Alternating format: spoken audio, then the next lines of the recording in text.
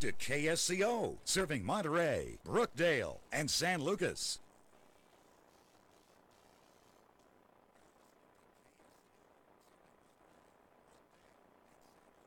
You're listening to KSCO, serving King City, Mount Hermon, and Chular.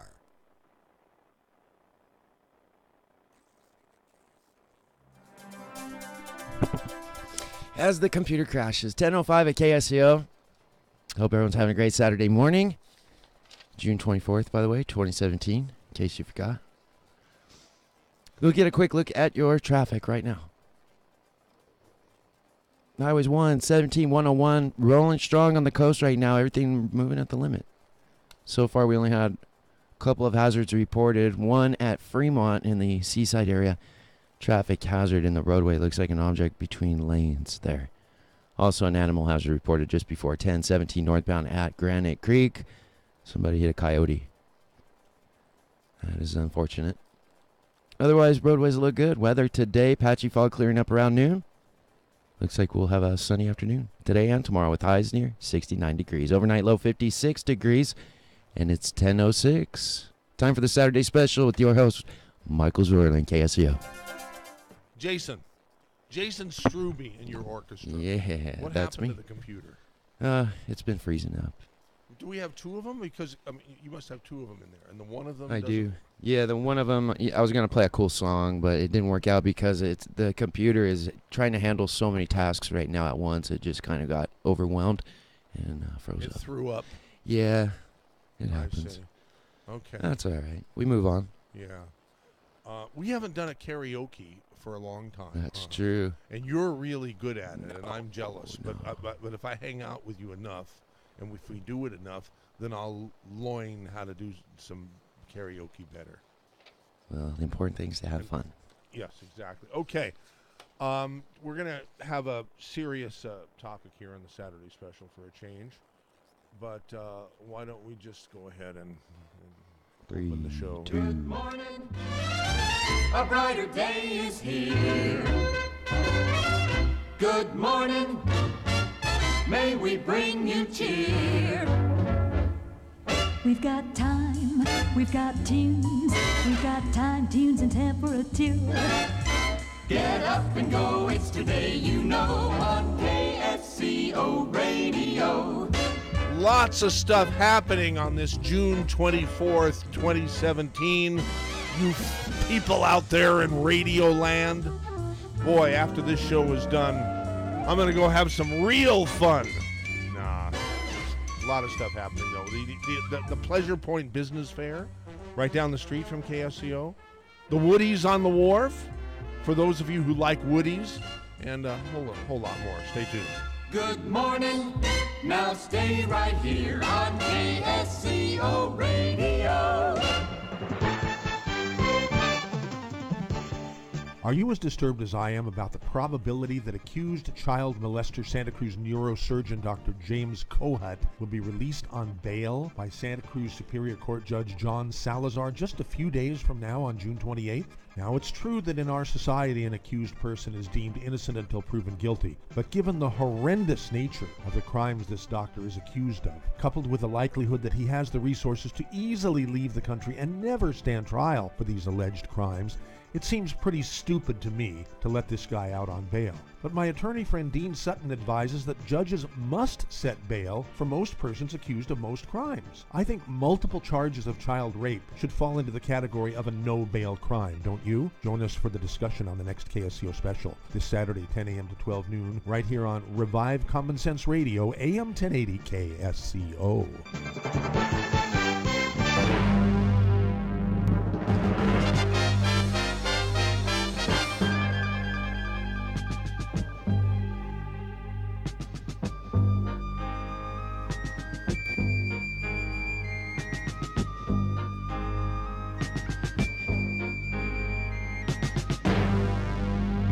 Now, I have nothing but revulsion and contempt for this Dr. Kohut animal. And that has nothing to do with the charges of the child molesting and the raping and the pedophilia, all that kind of stuff. That was before I knew any of that, or before I even heard any of that. There are two people who were very close to me who were destroyed by the scalpel of this butcher. And I'm a little mad at myself too, and I'm going to explain that because I kept quiet while it was burning inside me that I should say something. And the people who were harmed too, the people who were close to me, kept quiet too. That's their business. I'm going to share with you at the beginning of the program, while I'm very irritated and ashamed of myself, when several years ago, after these two people who were very close to me were butchered by this sad excuse for a surgeon, forgetting about all the charges now. We're a commercial radio station, ladies and gentlemen, that depend on advertising sales. We earn the revenue to keep this place going through purchase of advertising in our programs. And we were very delighted to have Dominican Hospital purchase some advertising from us several years ago. They had, over the years, every time they ran a flight, we were appreciative, and we hope we did a good job for them. But in a flight of advertising that was ordered several years, I don't know exactly when it was, but probably 4 or 5 years back, maybe a little more. We received an order for some advertising from Dominican Hospital, and they provided the commercial for us at the time. They just said, here, play it, and, send us the bill and all that kind of stuff. So we did, and that was great until I heard what the commercial said. It was a commercial voiced by this Dr. Kohut, who was offered as an example of a fine surgeon. Just so you know, they're actually still, I believe, a current sponsor. It doesn't matter. Okay. Doesn't matter. Good. Thank you. You're welcome. Did you expect me to say, "Oh, I better temper my remarks"? No, now? I'm mad at myself for hearing that person who was harmed.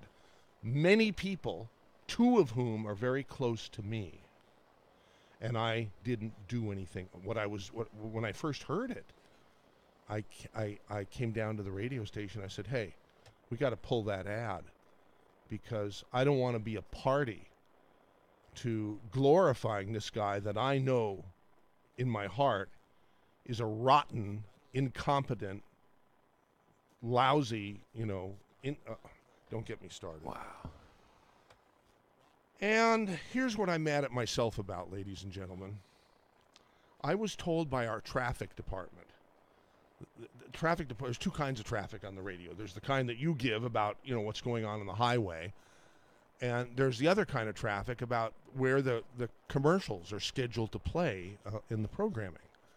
And I said, I want that Dominican Hospital ad pulled because we're a party to promoting somebody who I know is a bad person. And I didn't even know how bad. Now, here years later, he's way worse than I thought. And they're going to give this, and this judge is probably going to give this guy bail. And I predict, ladies and gentlemen, right now, that there is no way in the world, if this guy gets bail and is released from the county jail where he presumably is now, that he will ever stand trial. Now, yes, a person's innocent until proven guilty.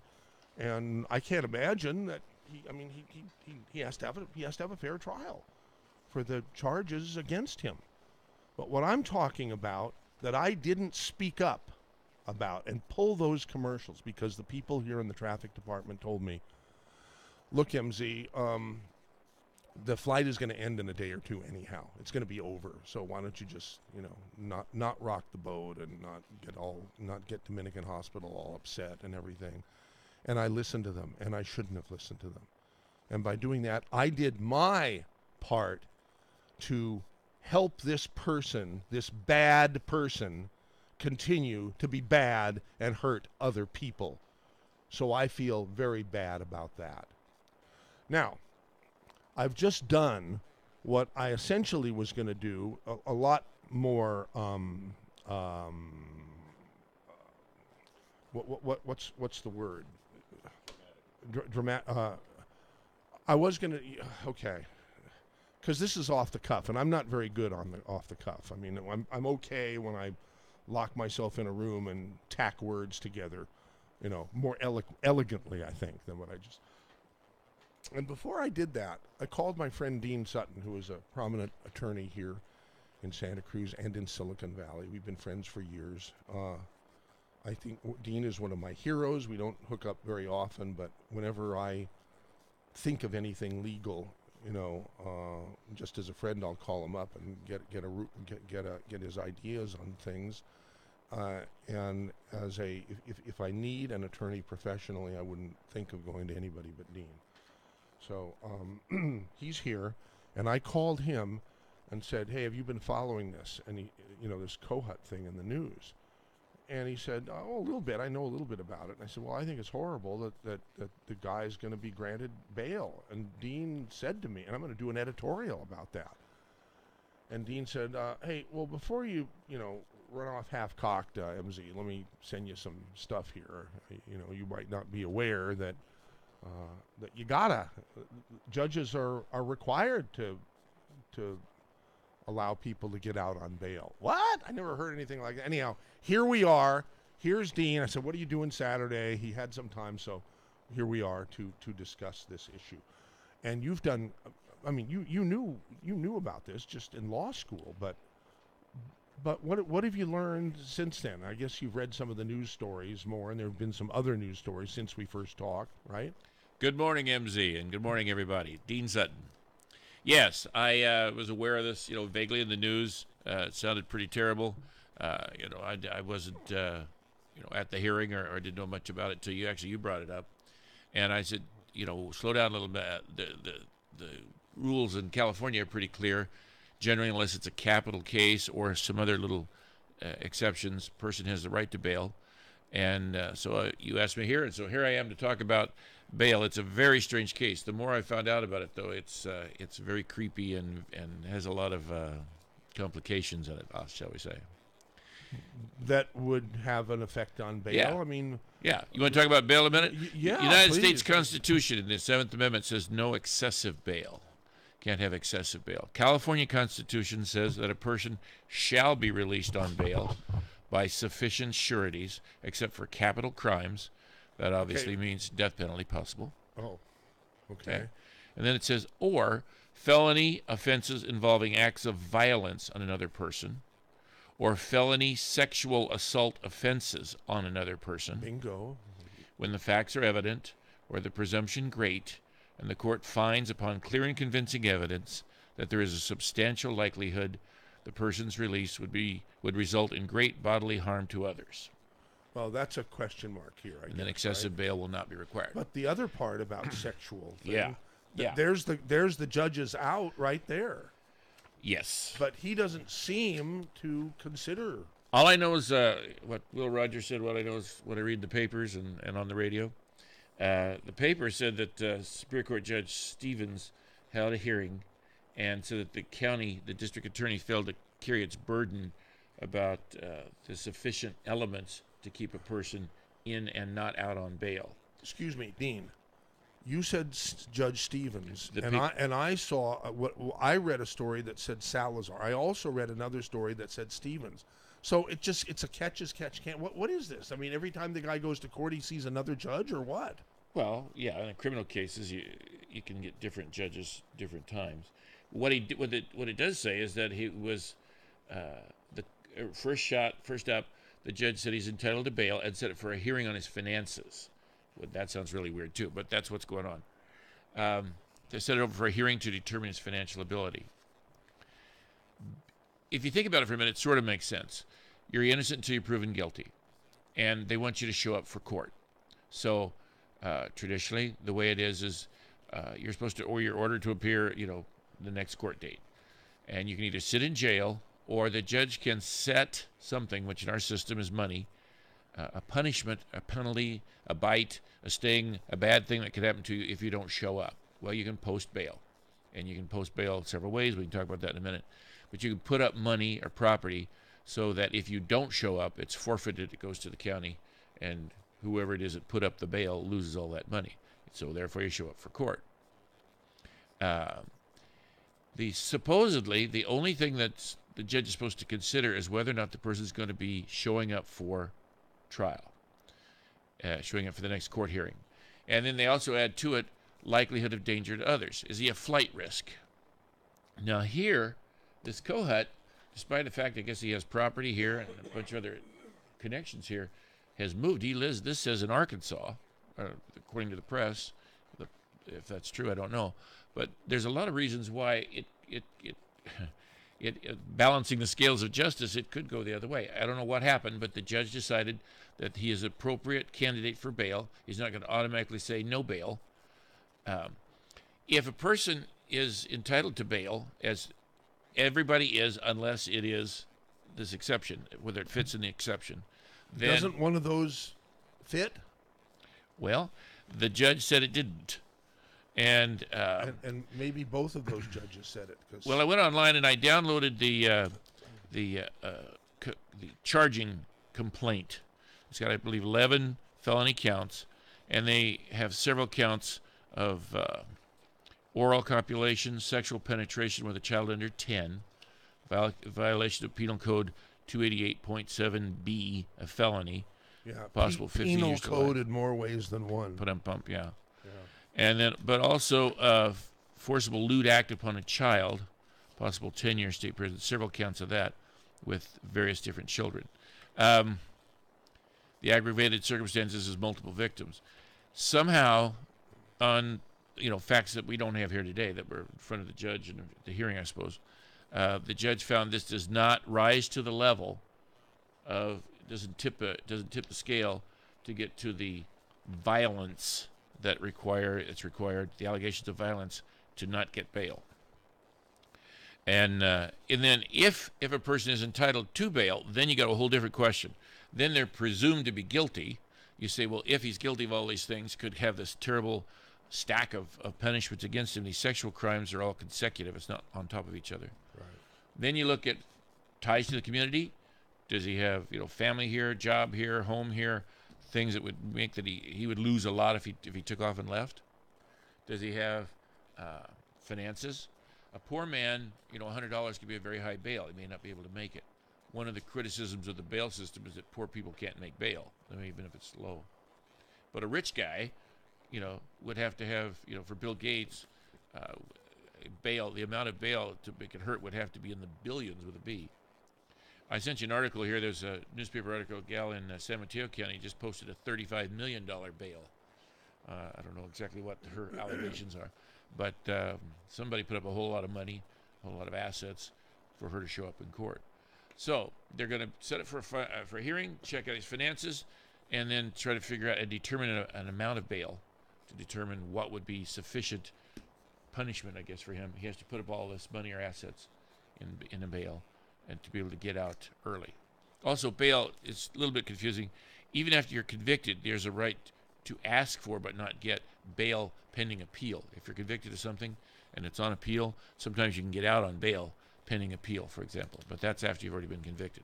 So bail is all over the place, but we're talking about pretrial bail at this point. So, do you have an opinion here?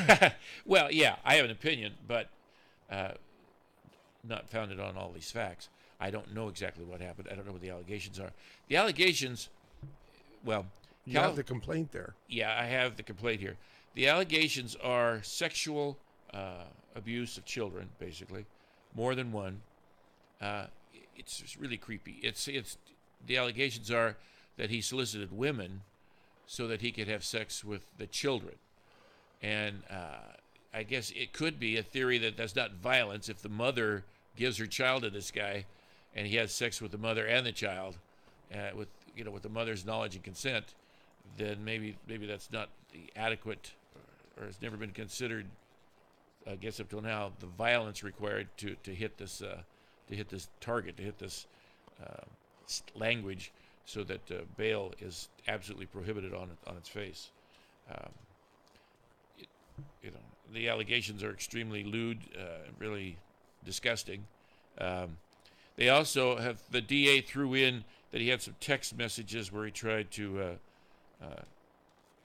they claim, threaten somebody else, and they also that he threatened to commit suicide.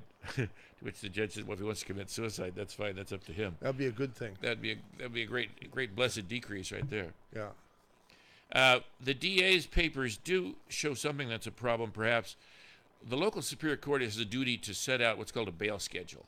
They're supposed to lay out the crimes and then lay out a schedule that has the amounts for bail, given the kind of crimes that are alleged. And the DA's document says the Santa Cruz bail schedule says there's no set bail for a violation of 288.7. However, the Santa Clara County courts have set a bail schedule, and they have it out as no bail. So they're asking the court to follow the Santa Clara bail schedule as an example. It may be that the Superior Court in Santa Cruz wants to review its bail schedule, make it more complete, more accurate for this kind of thing. Generally, the judge is supposed to follow the bail schedule unless there's some unusual reason that it shouldn't be. I don't know. It says that he's moved to Arkansas. It says that he's, the question is whether or not he's threatening bodily injuries, threatening violence to other people. Now, sexual predators is violence by itself. It seems like it should be. I could see why, from what little I see here, what little I know here, a judge could go either way on this. And I don't know what happened. I guess the judges, want to be careful not to make a mistake because they don't want to screw up. They don't want to get a guy convicted. They don't want to have the conviction reversed on appeal because the judge made a mistake. They're very aware of that, and they should be. So, I can't Oh, speak. you mean with the guy having been rightfully declared guilty, and then because of a technicality, A mistake, yeah. If it's he could get off? Well, I don't know about get off, but might come back for a retrial, or there could be something. I'm just saying the judges are obviously trying very hard to do it right, and you'd think this stuff would be pretty clear. I got the penal code book here in front of me. I don't know if it's on the video here, online, but it just. Well, listen. Are we going to get an opinion out of you about What? this? Because you've read all this stuff, and you have the law behind you. And I don't. Thank you for sending me all the stuff that you did, Yeah. which I scanned. I didn't go through it with a fine tooth comb. I'm sure you didn't. But seriously, do you feel that because you're an attorney that you probably should say not really have a strong opinion? I'm No, not I can pushing have you an to- opinion. Obviously, I know. I just have to preface it. I don't know anything about the facts of this case. There's some reports in the press that I see what the DA has alleged. I know sometimes the DA overcharges, exaggerates, which happens sometimes. I could see where the judge would say no bail because if nothing else, he's moved out of state, and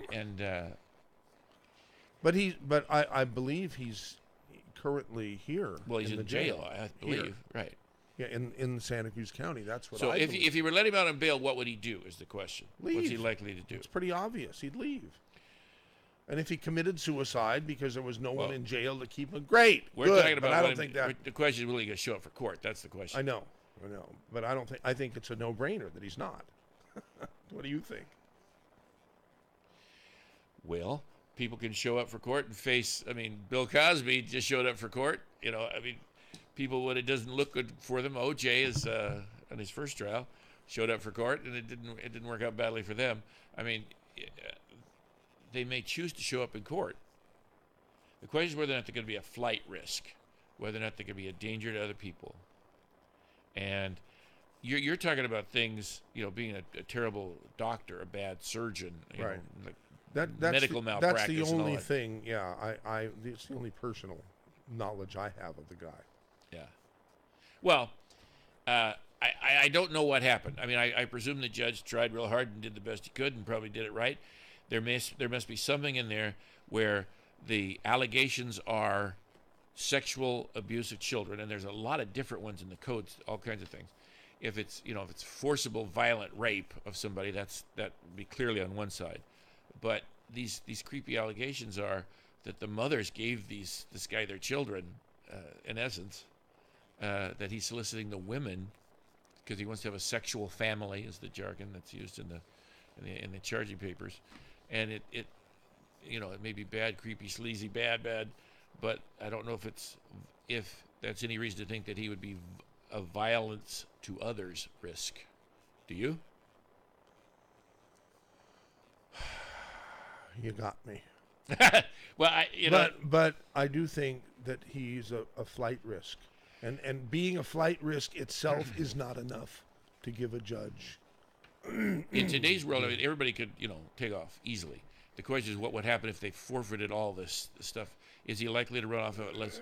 And if they're going to have a hearing for his finances, so if he is very wealthy, the bail should be set extremely high, and maybe he may not even be able to make it.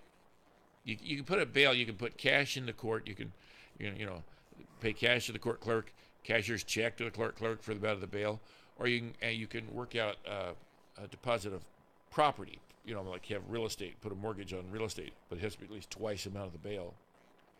Or you can go out and buy from a licensed insurance broker called a bail bondsman, buy a bail bond.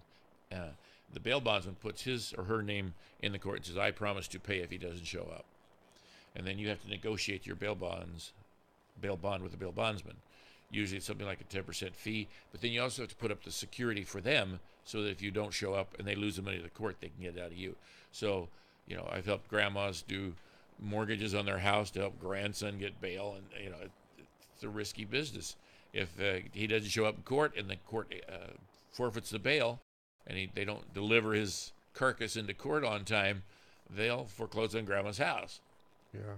That's where the idea of the whole bail bounty hunters came from, which is totally still okay. illegal. Well, obviously the idea of this show is not to try this guy on the air. He's entitled to his own real trial in court. But I was very disturbed when I saw that it was a different judge than you're naming here in the story that I read, had decided that he was going to give a bail number after he saw the guy's tax returns and figured out what that fair number would be. I'm sorry. I don't think it's right. What do you think out there in KSCO land? 831-479-1080. You can email mz@ksco.com. We have one caller, Rob, in Santa Cruz. Possible network. What is that? Is that on this topic here, Jason? Yes. Okay. All right. Well, let's go ahead and take that call then.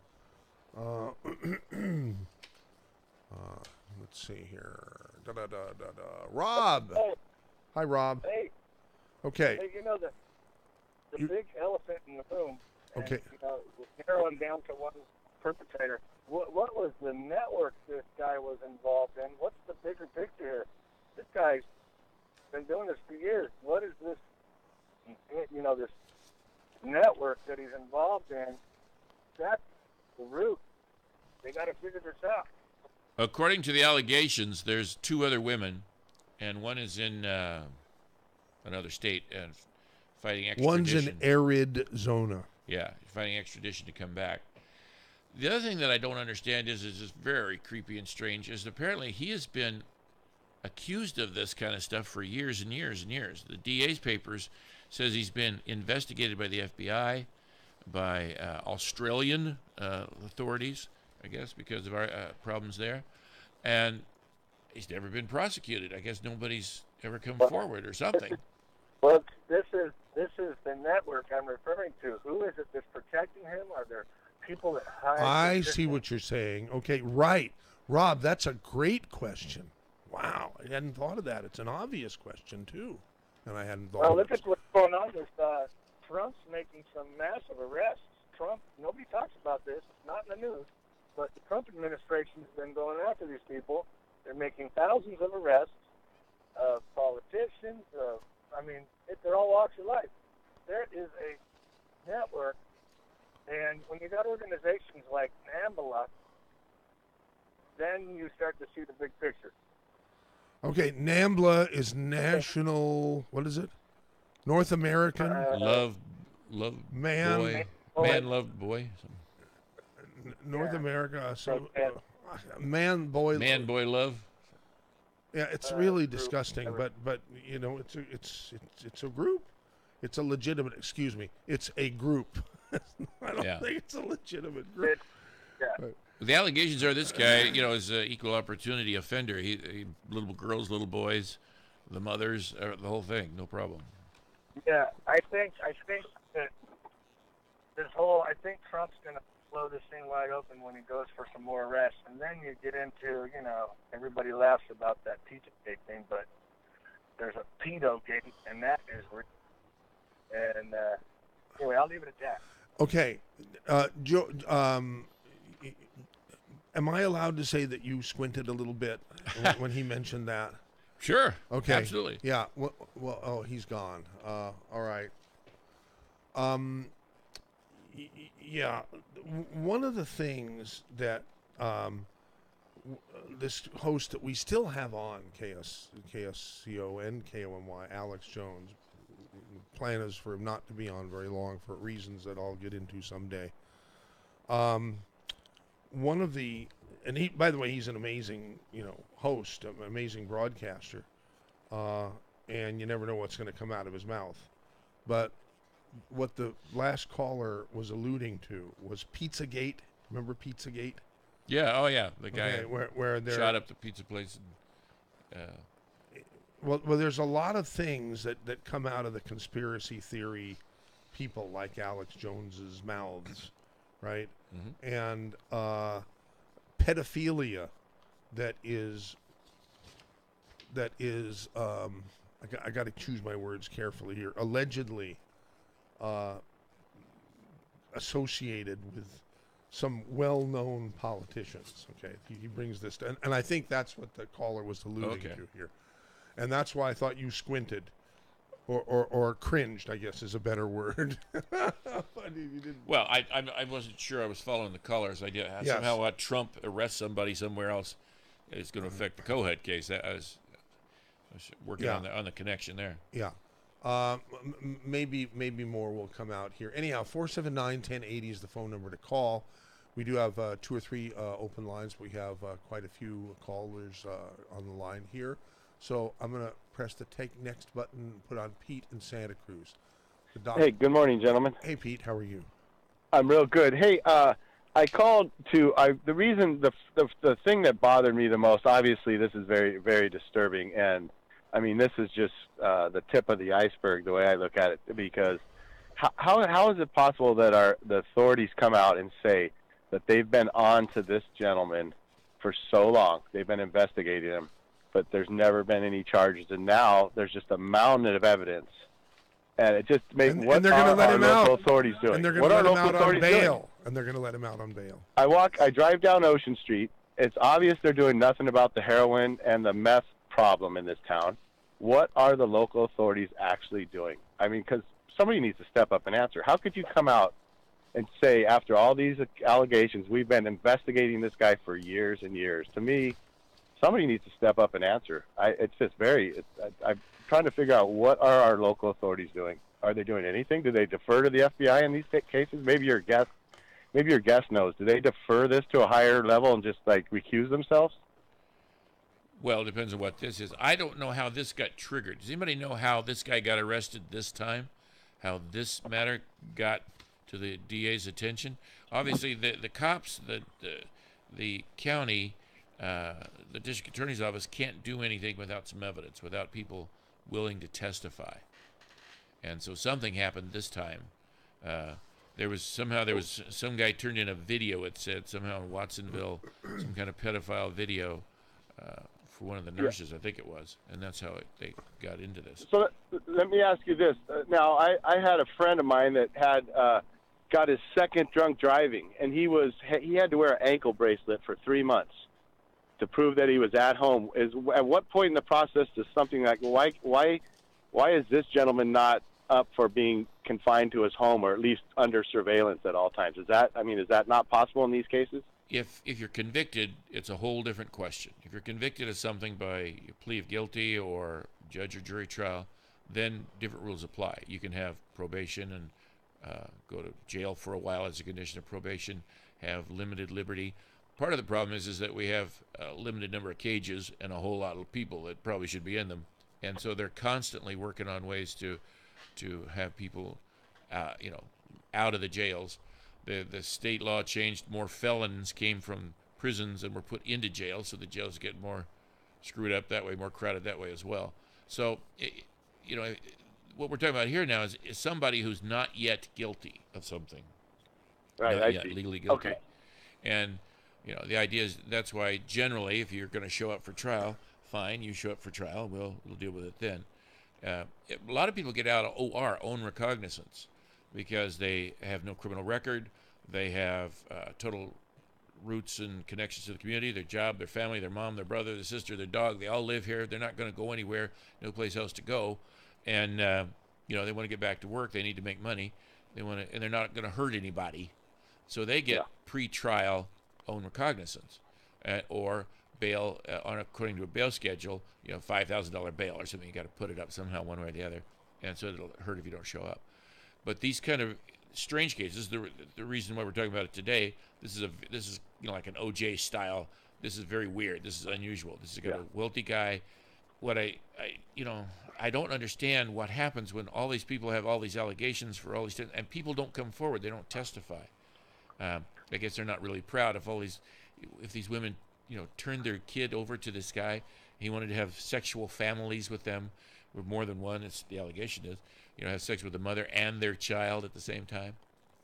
Well, I'm gonna use your comment, if you don't mind, there to segue into something I heard this week about Michael Zwirling, that he was maybe having buyer's remorse. I don't know if it's anecdotal, if it's something he actually said, but I just wanted to point out what you just referred to, like the OJ case. Everybody in the world was talking about this, and in reference to this station, KSCO, nobody is talking about this case. And if Mr. Zwirling there was not owner of this station, this conversation wouldn't be taking place anywhere. So that, to me, is a great argument. Keep the station. I support you. Thank you very much for giving me the time. Thank you. Wow. Well, I didn't expect that coming out of nowhere. Probably no one expected my comment at the last Saturday special, which came out of nowhere. I mean, what am I doing this for? What are we accomplishing? Well, okay, maybe we do accomplish some good here. I mean, we have a lot of people who like the radio station and appreciate what we do. But one thing that could come out of this is, if the law is screwed up, change the law. And it could be that this should be a message to the state assemblymen and senators, the governor, to tweak the law and change it so that if if the judge for some reason didn't find sufficient violence in this kind of facts enough to deny bail, then we need to change the law to say that if there's sexual deviance with children without violence, that means automatically no bail, for example. Right. Okay. All right. So maybe I will do an editorial. Yeah. And maybe I will, because and do it before the 28th, which is in 4 days, right? Says the doctor will return to court June 28th when the bail amount will be set. For now, he remains in the Santa Cruz County Jail in a no bail hold. Yeah. And so I don't, I guess what the caller was referring to, and I opened the program last week, I was sort of depressed and figuring, what are we doing this for? If all we do on the talk radio station is have fights between liberals and conservatives, and just like Jerry Springer type things, which I used to love, and now I think is low class garbage, and I wouldn't want to. Well, it doesn't get anything done. Exactly. It's not useful. So why bother like to even have KSCO if we don't accomplish something positive? And so the gentleman whose call, I appreciate that he made a point that, hey, this is something that nobody would be talking about. It's the duty of every citizen to keep their mouth and their ears open at all times. Their mouths open, right? And their ears. Okay. All right. Who's next? Who is next? Well, I'm going to let the computer tell me who's next. I'm going to press the button that says Take Next. Why, it's Gary in Santa Cruz who wants to talk Michael. about Kohut. Michael and gentlemen, good morning. Hi, Gary. You remember, speaking of flight risk, you remember Roman Polanski? Sure. Yeah. He was married to Sharon Tate. Yeah, but there was a rape thing against him, I think, that you're talking about, right? child. He was accused of having sex with a 14-year-old, and he got out on bail, and he split to Europe. Right. Go ahead. I'm sorry. Go ahead, caller. I'm sorry. Go ahead. Yeah, I agree with Michael that this guy is I don't know what happened either. Let's be clear, but I believe that he very well could be a flight risk, especially with living in Arkansas. So I hope justice will be done, but I think they need to be careful. Well, there. I want to ask each. Excuse me, Dean. I want to ask each of the callers, and I've already missed two or three callers on this already. It sounds to me like Gary is in my camp in appealing to whatever judge he ends up getting bail from or not. Don't do it. Don't do it. I agree. Do you agree? Risk. Well, Yes, it's even weirder than that, because even though he just moved to Arkansas, I doubt that he's going to go to beautiful downtown, Little Rock for the fun of it. If he's wealthy enough and he's facing severe charges, 165 years possible in prison, he won't be anywhere to be found if he has enough money. I mean, you could do the just disappear the powder act, end up in South America the D.B. somewhere. Cooper. Yeah, thing. exactly. Okay. Yeah, if he could get his assets. That's why they're having a hearing to try to figure out what's going on. I mean, if he had a lot of money, gonna be a whole lot of bail, and he has to put it up. To and take a lot of suckers in the society. Well, try to take the thanks to one idiot judge, I haven't called him an idiot yet, but once thanks to one potential idiot judge. Hey, judge, don't be an idiot. Okay, don't. Let me say this: if the judge is following the law, I think the law is the idiot, not the judge. The judge took an oath to follow this law. This law is confused and screwy. Whoever drafts this stuff in Sacramento wouldn't pass sophomore English class, I don't think. Some of the way these things are written. I don't know. And who writes propositions, I don't know either. Some of the very bad language. But if he's following the law here, that's what he's there for. If the law's screwed up, if there's a chance, you mean there's a chance of an unviolent rape? I guess that would be the allegations here are women are giving their minor child, their baby, their 6-year-old daughters to this man to have sex in the same bed at the same time, all three of them. Now, it's obviously so. I mean, maybe he knows that law. Well, and maybe he figures, hey, I'm free. I'm going to be able to get out of here, and I'm going to be able to flee the country, and I'm not going to ever stand trial for any of this. This is not the image of the guy, in the darkness grabbing the victim with a knife to the throat. I mean, it's not that kind of violence. I mean, it's not. It's so perverse, weird. God, I wish I had. I think he might have a room in the Clinton Museum in Arkansas. That's probably where he's going. Anyway, let you go. Thank you, Gary, for your call to 479-1080. Not a lot of good jokes in this topic. I mean, usually there's something that can be said that's funny, but not a lot of great jokes in this topic. Yeah. Okay. Next caller is Gordon in Gustine. Huh? Yeah, it's me. Okay. Hi, Gordon in Gustine. How's everything in Gustine? Cool. It's hot. But anyway, I just want to know if any of the women have been charged for any crime. That's a great question. Great question. I don't see anything here yet. You mean the mothers? Correct. The other two nurses have that apparently helped him and solicited him and pimped for him, I guess is the word, and got the kids for him and stuff. But I don't see anything about the women or the mothers. I guess they're considering them to be victims as well, probably. Yeah, well, they're not victims, If they were mothers of the kids, they're just liable, in my opinion. But anyway, that's a very good point. Very good point. I hadn't thought of that, but that's a good point. Okay, that's it. Thanks. Yeah. We received an email from Ken, who says, "Guilty till proven innocent." That's a quick way to solve these kinds of problems.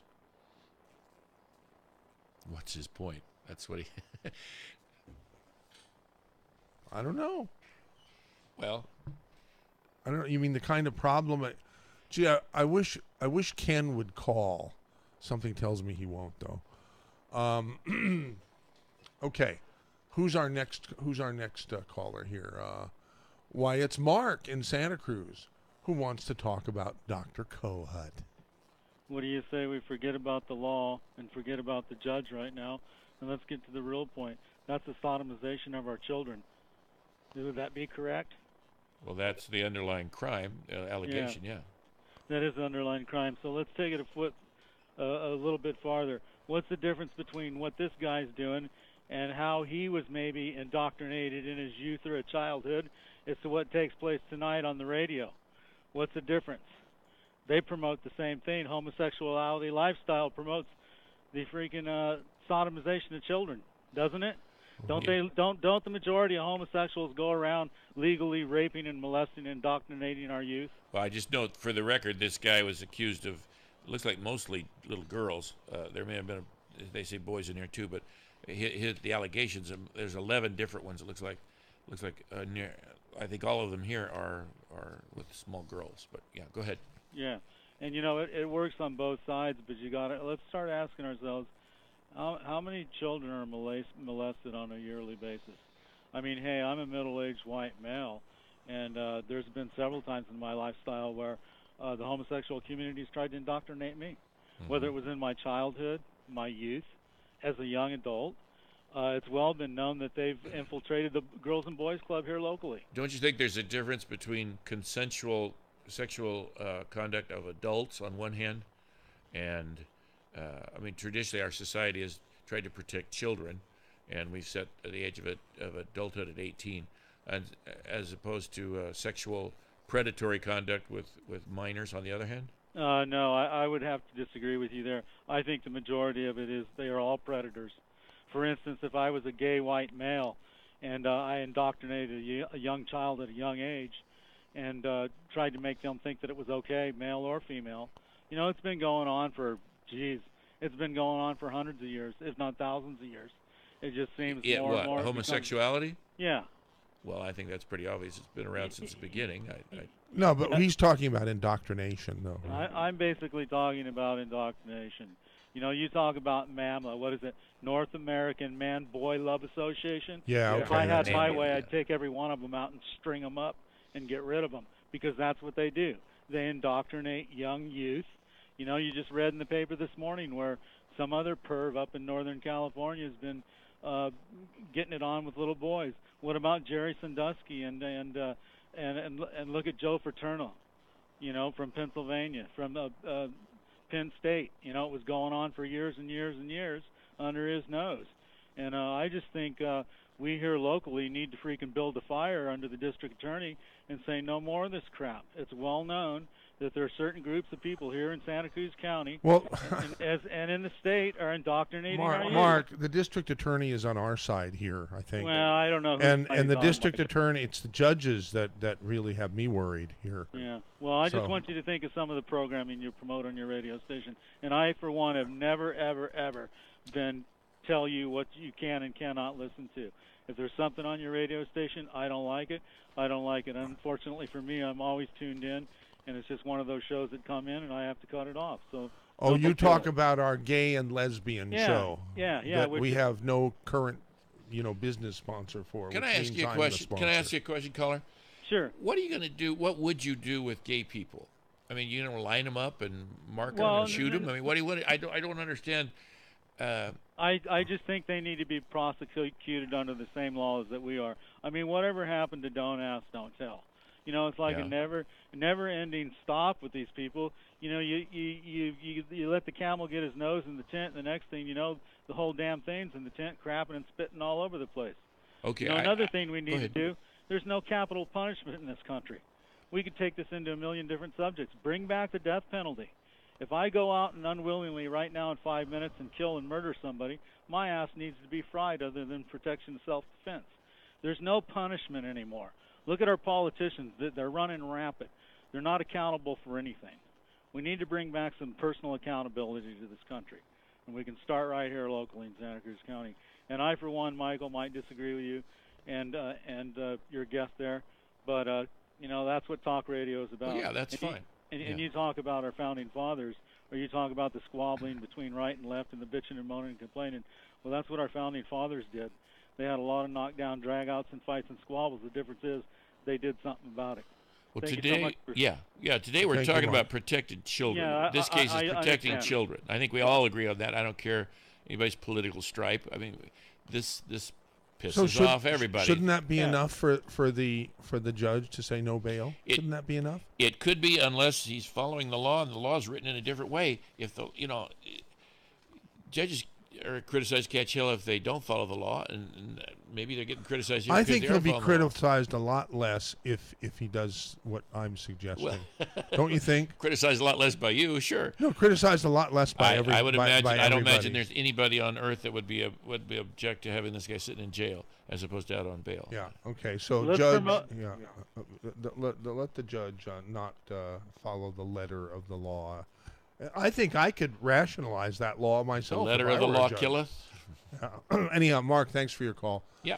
479-1080. Here's a caller. Actually, this caller didn't want to go on the air, but they wanted you to address their question, which is written right on. What about the people who filed malpractice? What does that have to do with anything? Well, you Against started out him. talking about Kohat being a terrible surgeon. I think is what you I started. did, Yeah. but that's not the topic of today. So why did I bring that up? Just because I thought he was a horrible person. That was and, your impression of and him. I yeah. and I was, and I put myself in the category of people who have kept quiet, Right. who shouldn't have. Yeah. And so, I didn't have anything to keep quiet about involving the sexual, predator stuff. Right. But I kept quiet about that other stuff, and I feel That's really exactly what bad I'm about talking it. That's about. all. Go ahead, Rich. Or go ahead, caller. Wait a minute. The caller, there's a caller there, but the caller doesn't want to talk. Is that right? He just asked the question about malpractice, I think. I don't understand the question, but All right, I'll talk to him. okay, you're on. Okay, what I want to know is all the people who kept quiet like you and who were victims of something that could have been malpractice but weren't able to file some sort of suit or were afraid to or didn't have legal advice. And now that they've heard this man being accused of these things, said, hey, that's my doctor, and well, maybe he really is capable of these other things that were medically heinous. All those people out there, if they were to file a class action lawsuit against him, would that keep him from fleeing the country, other lawsuits pending towards him, or, more charges? Would that affect the judges That's a great letting him out question. of jail? Now I understand, and thank Yeah. you for being willing to stay on and ask it. Well, What do you think, Dean? The short answer is no, because it's apples and oranges. A civil lawsuit wouldn't have anything to do with keeping him in jail pending the trial. It would if his assets were frozen by some sort of action, then maybe he would not be able to post the bail. If the judge says, it's not a capital case, it doesn't rise to the level of violence, therefore he gets bail, but then sets the bail for $50 million, and the guy doesn't have any assets because the civil lawsuit people have been able to grab it and freeze his assets, that might be a way to keep him. But that'd be But that's not going to happen between now and the and 28th. 4 days from now. No. God. How many listeners out there do you think have some sort of question about his medical practice? MZ, what do you think? Is he I don't know. That's a good way to use the rest of this program. We have an hour left, and the phone lines are jammed. apparently he had a reputation as a physician because he was here practicing for years apparently. Oh, by the way, his medical license has been yanked. He is not licensed to practice in California pending the trial. So if enough people were to call in today and say, I think that I was a victim of a bad surgery or bad advice or something along those lines, and then there was an attorney here in the area who wanted to take on the case, would that be helpful in at least finding a more if this criminal stuff doesn't go through, punishing this Interesting. particular person. Hold that thought. Caller, we're done, I think. Right? We'll hold you over till the next hour if you want, but here's KSCO. No, I'm good. News, I'm Jim Taylor. Trump care. The American people are calling out for relief, and my administration is determined to provide it. And we are working with Congress to get a bill to my desk so we can rescue Americans from this catastrophe. But even as the president promotes it, the bill is losing support from Republican senators, 5 of whom now say they cannot vote for it. That would mean defeat. Time Magazine White House reporter, CBS News political contributor Zeke Miller. Some people around McConnell are saying he's going to bring the vote even if he doesn't think it will pass, just because he wants to get it off his plate. He wants to say, we worked on this for the last 7 years, and here's the bill, and it either it's going to pass or it's not going to pass, and then now it's time to move on. Talking about Mitch McConnell, the majority leader. When it was learned the Russians were actively meddling in the American political process last year, President Obama is said to have agonized over what to do. CBS News correspondent Errol Barnett. President Obama wasn't sure if he reacted too forcefully, would it trigger a more forceful response from Russia? And if he didn't do enough, would it essentially give Russia the green light to do this in the future? Some Russians are being blamed for some very high-level hacking in England. The British Parliament has been hit by a cyber attack. There have been unauthorized attempts to access parliamentary user accounts. Emails been deliberately blocked for lawmakers while steps are taken to manage the issue and secure the network. This comes after it was revealed passwords belonging to members of Parliament, as well as cabinet ministers, ambassadors, senior police officers, and others, are being traded and sold online by Russian hackers. It's reported the stolen data includes 10,000 private login details. Larry Miller, CBS News, London. One person is dead in the crash of a small plane during takeoff in Fort Myers, Florida. We did have one fatality, unfortunately, and we had one person that was transported to a local hospital with the unknown injuries. Lee County Undersheriff Carmine Marceno, he says the plane crash landed on the roof of Chico's daycare center, badly damaging the building. But there was absolutely no Chico's employees on scene at the time of the crash, and no injuries to anyone that's employed there. A lot of public disappointment in Cincinnati. A second mistrial in the case of the white police officer who shot and killed an unarmed black motorist in 2015. Here's Mayor John Cranley. Just because we may not like the way things happened in this case doesn't mean that Cincinnati is not going to move forward. We will move forward. The winner of the annual World's Ugliest Dog Contest is Martha, a 125-pound Neapolitan Mastiff, a hit with the crowd in Petaluma, Northern California, where the ugliest dog has been crowned for 29 years now. Her handler, Shirley Zindler, pretty happy about it all. Totally. We're thrilled. Yep, thrilled. Martha beats a contingent of smaller, ugly dogs. They're usually the winning entry. This is CBS News. Wouldn't it be great if you could stop crime before it happens? With the Ring Floodlight Cam, you can. I'm Jamie Siminoff, inventor and founder of Ring. Floodlight Cam is a motion-activated HD security camera that connects right to your phone, so you're alerted when anyone steps onto your property. You can now see, speak, or even sound an alarm right from your phone, anywhere, anytime. Does your floodlight prevent crime? Ours does. Go to ring.com/advantage and save $150 off of a Ring of Security kit. That's ring.com/advantage. As a small business owner, you make every dollar count. So what could you do with $10? Go to Vistaprint.com today and you'll get 500 high-quality custom business cards for only $9.99. That's less than 2 cents per card. And at Vistaprint, your satisfaction is absolutely guaranteed. So it's never been easier to turn 500 strangers into connections. Just visit Vistaprint.com and use promo code 1313 at checkout. That's Vistaprint.com, promo code 1313. KSCO, serving Fort Ord, Moss Landing, and Yanada. Good morning, everybody. You're listening to KSCO Santa Cruz, AM 1080, FM 104.1, 107.9, San Jose 95.7, Salinas, Watsonville, KSCO.com, and we are streaming live on YouTube right now on the KSCO Global channel. Check it out. It's 11:04. Let's take a look at your traffic. Highway 1, northbound to Santa Cruz, all clear. Southbound also looks good all the way to Carmel. Looks like a little bit of heavy stuff, 101 southbound toward Prunedale. That is not uncommon for a Saturday midday. Actually, I am showing a little slow down there northbound at 41st. However, things back to the limit in no time. 17 looks good in both directions between Santa Cruz and Campbell. Patchy fog should be burning off shortly. We'll have a sunny afternoon, a high near 69 both days today and tomorrow. Overnight, increasing clouds with a low near 56. Boaters forecast looks good. West winds 5 knots, increasing to 5 to 15 knots in the afternoon. Wind waves 2 feet or less. West swell 3 feet at 9 seconds. If you guys need to pick up those longevity products, you know where we are located. If you don't, it's 2300 Portola Drive, Santa Cruz.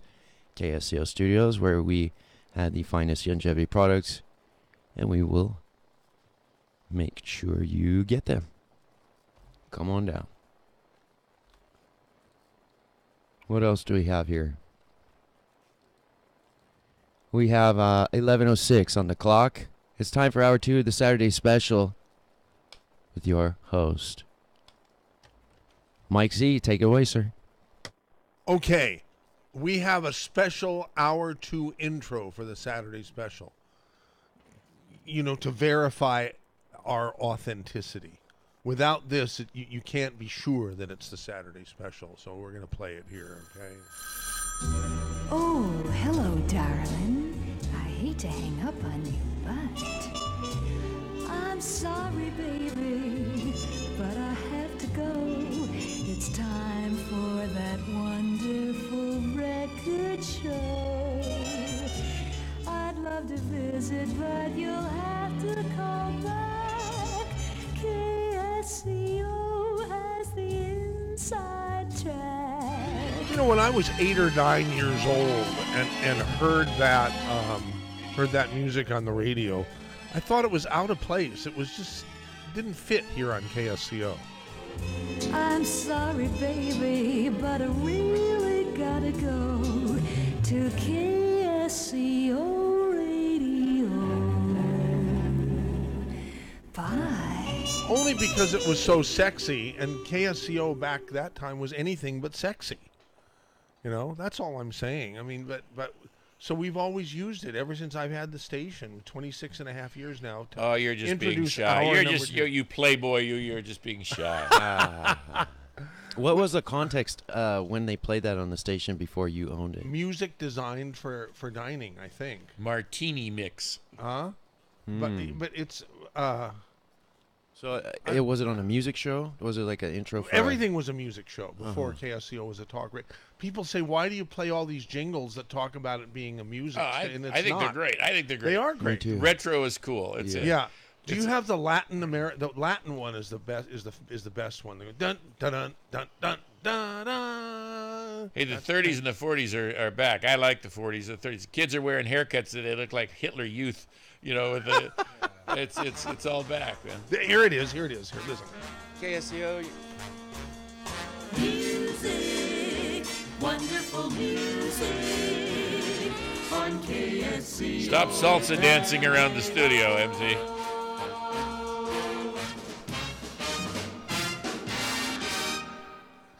I think that's my favorite. Is that your favorite too? I think I have another favorite. Oh, which one is that? Play that. Which one is it? Oh, man. See, now this is radio. This is classic American radio. This is not canned. This is not, you know.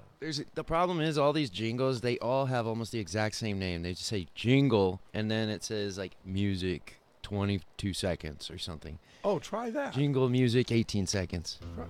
Yeah, Not that's that sort of a one. nice yeah, one. That's all right. Okay. There's a bunch of them. There's so many. Okay. Yeah, here's another one. No, that one's lame. Put us to sleep. Yeah. What else? I've got. I mean, there's a time and a place for that, for those kinds of jingles. What about this one? Nah. I'm looking for a certain one. No. Anyway.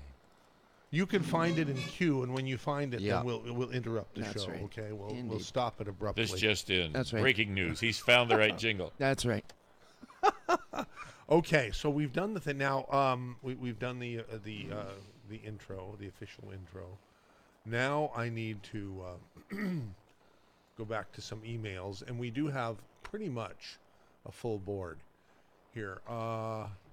Let's see. Okay, Billy Army says, about bail. He shouldn't be let out on bail for one reason. He claimed he was suicidal. But the county wants his money now. Don't they, MZ? Get his money first, then let him commit suicide? Well, yeah, right. I mean, suicide's nothing funny or nothing to joke about. But, sometimes... The suicide part wouldn't bother me at all. I think they should let him commit suicide whilst in jail. Hell, just for a blessed decrease. It sounds like I've convicted somebody before a trial, and I feel very badly about that. Well, it's a slippery slope, but it's a very easy thing to do. I just know that the guy's no damn good for another reason. As a physician, as a doctor. Yeah. I mean, through my experience. Now, maybe someone will call and say, I had a great experience with him as a surgeon. Who knows? Well, one thing we could focus on now is there's going to be a hearing, apparently, to check him out to set the bail. And the bail should be set very high.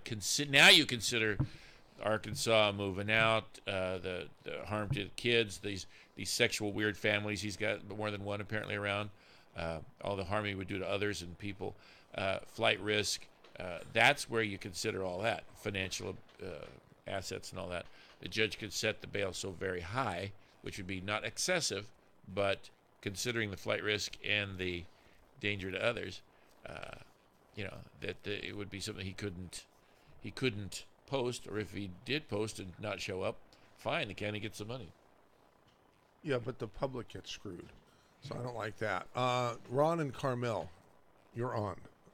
Question regarding bail.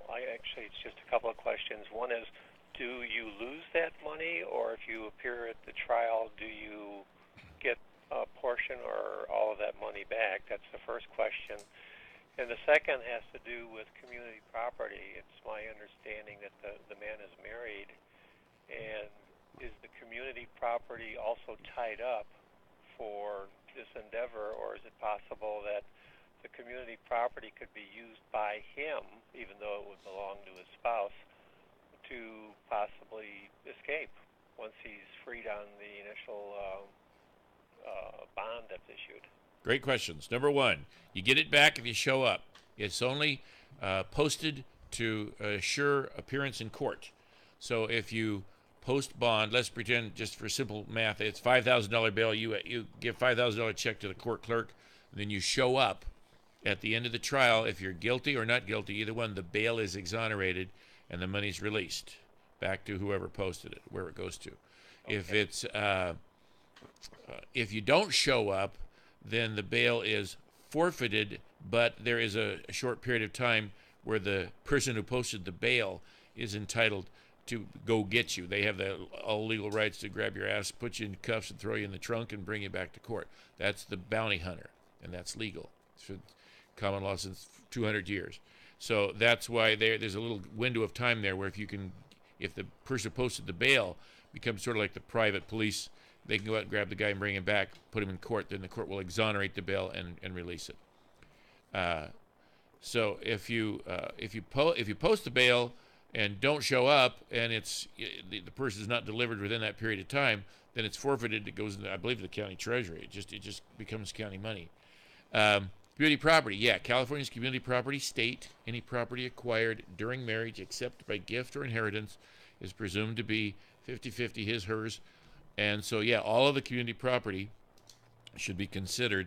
All the community property can be used for bail, and all the community property can be grabbed. In other words, it's you chose the wrong husband if all the community property goes to pay the debt. I do note this morning in the Sentinel, the news was that he has a wife, and she's filing for divorce to try to separate the assets. So that's something that she'll probably they'll try to say he doesn't have that money. He only has half of that money because it's community property, for example.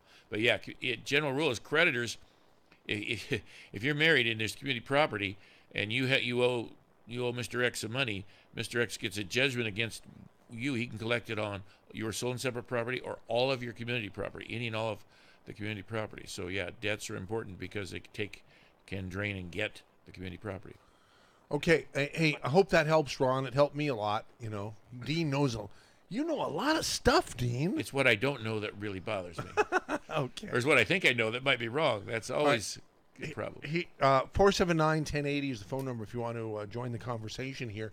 Our next call should be very interesting because apparently it is Lisa from Santa Cruz who was a patient of Dr. Kohut. Hey, you're on, Lisa. Thanks for calling, and thanks for waiting. Hi, thanks Thank you for for being having patient. me.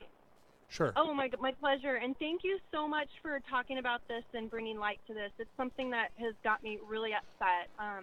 I knew from the moment I met this man that he was weird. My husband and I both have bad backs and have had back surgery, and we had a joint appointment with him one day after our doctor had moved away, and he was taking over our cases. So we were having an appointment to talk with him about, future surgeries and everything. And from the moment he walked in, it was just this creepy vibe. He was on his cell phone texting the whole time, laughing at his text as we are talking about our cases. And Wow. it went on for like 20 minutes. And my husband got so mad. And my husband's very quiet. He does these non-confrontational. He was so mad. And he said, "Hey, are we bothering you? Should we come back at a different time?" Yeah. And the guy, he just was like PO'd at us that my husband had said that to him. And he like slammed his phone down and said, "No, go on. I'm busy. I'm a busy doctor, And we were like, okay. And he ended up picking his phone back up and texting some more, and we left. I'll bet there it was because- sexting, like Anthony Probably. Weiner. I wouldn't be a bit surprised. Well, like the worst part of it was when we were leaving, he walked out in front of us, and there was a young nurse, nurse or a MA, I'm not sure, and she was in scrubs, and she's standing outside the door, and we walked out behind, and they were flirting. She looked to be about 22, 23. It was so disgusting watching it. It was so creepy. He was like touching her arm and shoulder and rubbing her back, and my husband and I were just completely grossed out by it, and we're not fuddy-duddies, we're like kind of young, and so, it just was creepy, his age and the way he was touching her and what he was talking about. It was just, and we dropped him as soon as we could find new neurosurgeons. We got new ones. Well, it's a and- lucky thing because there's a good chance if he would have operated on you, you'd be worse off. So, Well, it was well, it was a good thing that happened to you guys. Believe me, although you were grossed out at the time. It was, but I have a nurse friend from Dominican, and she told me, "Do not let him touch you. Do not drop him. Get away from him. He is not a good doctor." So, I had lots of angels on my shoulders, keeping my husband safe. But, and I feel like the moms actually, I mean, he's a monster, but the moms, to me, as I'm a mom of 2 kids, I am so angered to the point I want to find these women, and they're almost more guilty to me. What mother stands by and lets a man molest or rape their babies, their children? I A cannot mentally wrap my ill head around mother does that. Yeah, I don't care. You just don't. My mom, here's the thing. My mother is mentally ill, but she never would ever let something like that happen to me or her grandchildren.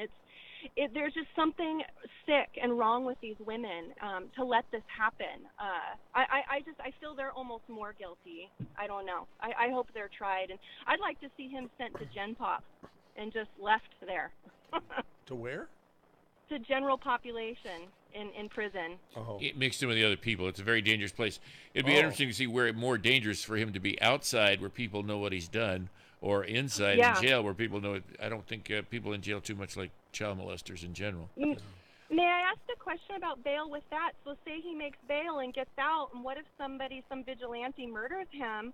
Does his family get the money back, or does that stay in the community's property?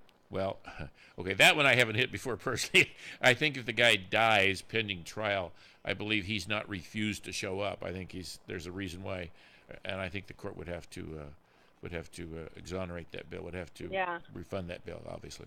Yeah. Well, Yeah, thank you for taking my call. Yeah, but listen, you're right. I mean, let me just read one sentence. So this is the allegations by the DAs. This is not fact. This is allegation by the DA. Yeah. Just for example, MD, a person MD Delta from Sacramento, described in 2004, have a series of online sex chats with the defendant. Says he had sex with an 11-year-old girl and her mother, who was 40 years old. somehow he's gone through a series of women, finding them, had sexual fantasies about children, and admitted having a sex with the 9-year-old and her mother. Yeah, And it blows my mind. he liked taboo families. He's sexually involved with a mother and daughter in Louisiana, I guess, Australia, Las Vegas, according to the DA's allegations. Another thing is, why the hell hasn't something happened all this time and all these years? Nobody's complained. Nobody's been a credible witness. No DA is no police. I don't get it. They're not testifying against him. They're protecting. It's like one of those weird, sex cults in the mountains of Utah or something where I don't get it. There are. I mean, that's been proven. There's all sorts of these child sex rings all over with very high, very wealthy, influential people that, they protect each other, and it's sick, and I'd like to see them all, dug up from, the dirty ground they live in and put to justice. Wow. God, so some of these conspiracy theorist advanced stories are true. Yeah, they are. Apparently. How do you find out about that? I mean, this has gone on for years and years, this thing with Kohat, and now we're just finding out about it. How do you find out? How did you find out what you just said? Yeah, I have a friend that I've known for, oh my gosh, since I was like a teenager. I'm in my 40s, and it was a boy, and he was part of something like that where he was passed around to very rich people. So I know it's happening. It doesn't take rocket science to figure out that, yes, I mean, look at this is right in our face, and I don't know. I don't think that it's a conspiracy theory. And just because I'm a person who maybe I don't have the standard accepted definition of conspiracy theory in my mind. Yeah. But to me, conspiracy theory doesn't mean it's not true. Yeah, that's true. So. All right, hey, thank you so much for calling, Lisa. Thank you. And if there are any other ex-patients or current patients, well, that's another question. I would love to hear you, 479-1080, or an email to mz@ksco.com. There's, maybe 40, not even 40 minutes, 35 minutes left of the program. Where we're talking about Dr. Yeah, a lot of times people listen and they get all fired up and they get all ready to call, but it's too late. They get ready. So call now, and we got plenty of space. We got John in Pasadena and Helen in Aptos. Those are the only callers we have waiting right now. We'll be getting to those calls very soon here. If Cohen had a reputation as a bad physician, if that's true, I don't know if it's true. I don't know the man from Adam, but if that's true, and Kaiser knew it, or Dominican knew it, then it'd be interesting why they're using him as a spokesman on your. I can't imagine that they would have known. Wait a minute. Well, she said this other lady that worked there, don't let him touch you. If the nurse at Dominican said, whatever you do, don't let this guy touch you. That's what the caller just said. If that was a well-known reputation, then Dominicans shouldn't be using them as their poster boy, as their golden boy. Well, clearly, but again, I feel angry with myself for not pulling those ads even a day or two before they were going to end anyhow, and calling Dominican and say, hey, we pulled your ad early, and this is why. I didn't. This guy is not acceptable. Send me a different ad, but not with this guy. Yeah, this guy, you're that's good. But this guy's unacceptable. Exactly. Right. I should have done that, and I didn't.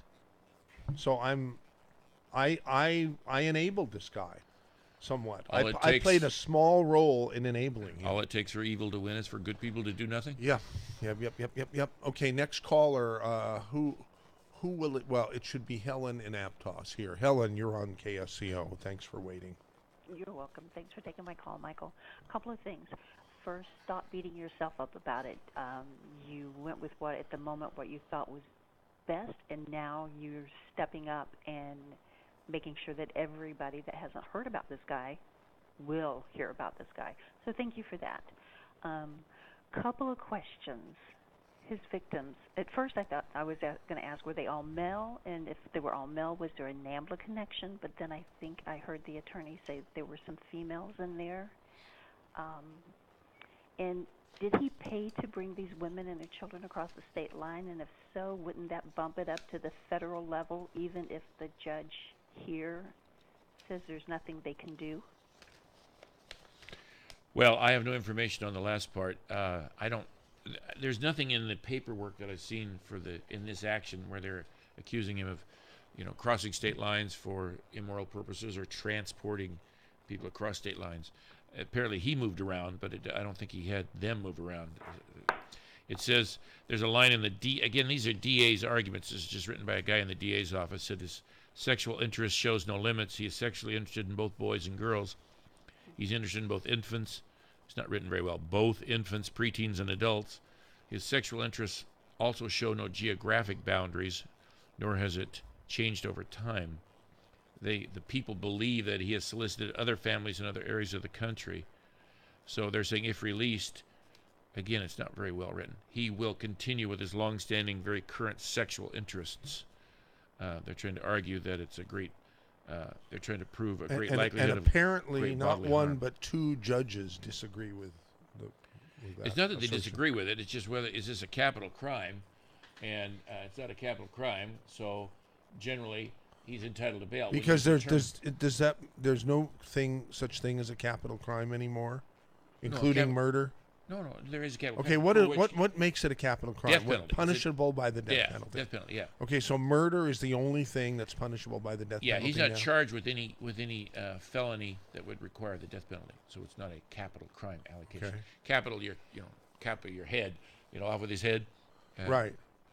Yeah. I used to wonder a lot if attempted suicide should be a capital crime punishable by the death penalty. Okay, that's a law school thing. The law students love that. That's one of the things in ancient common law.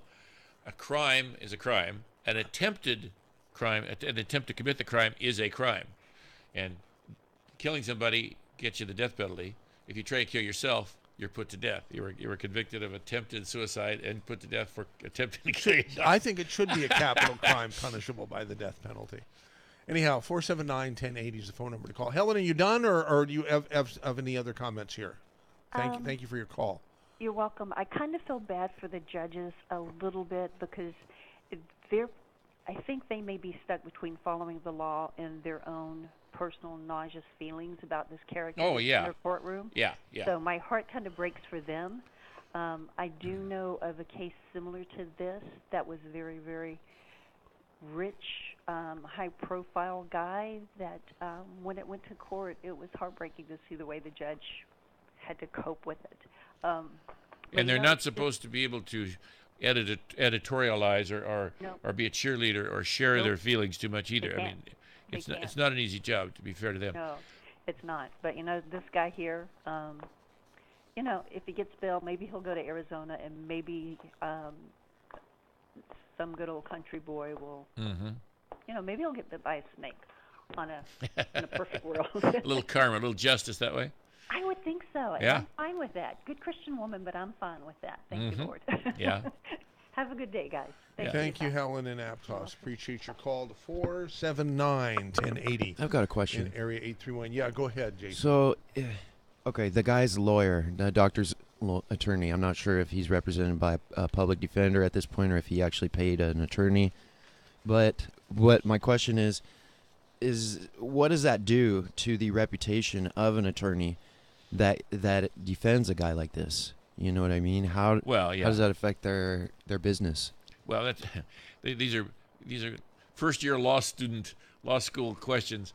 Even the most scurrilous, heinous, bad guy is entitled to have a fair trial, and lawyers, take an oath to represent people. The lawyer doesn't have to represent somebody that he can't physically stand, but everybody has a right to a competent, zealous counsel.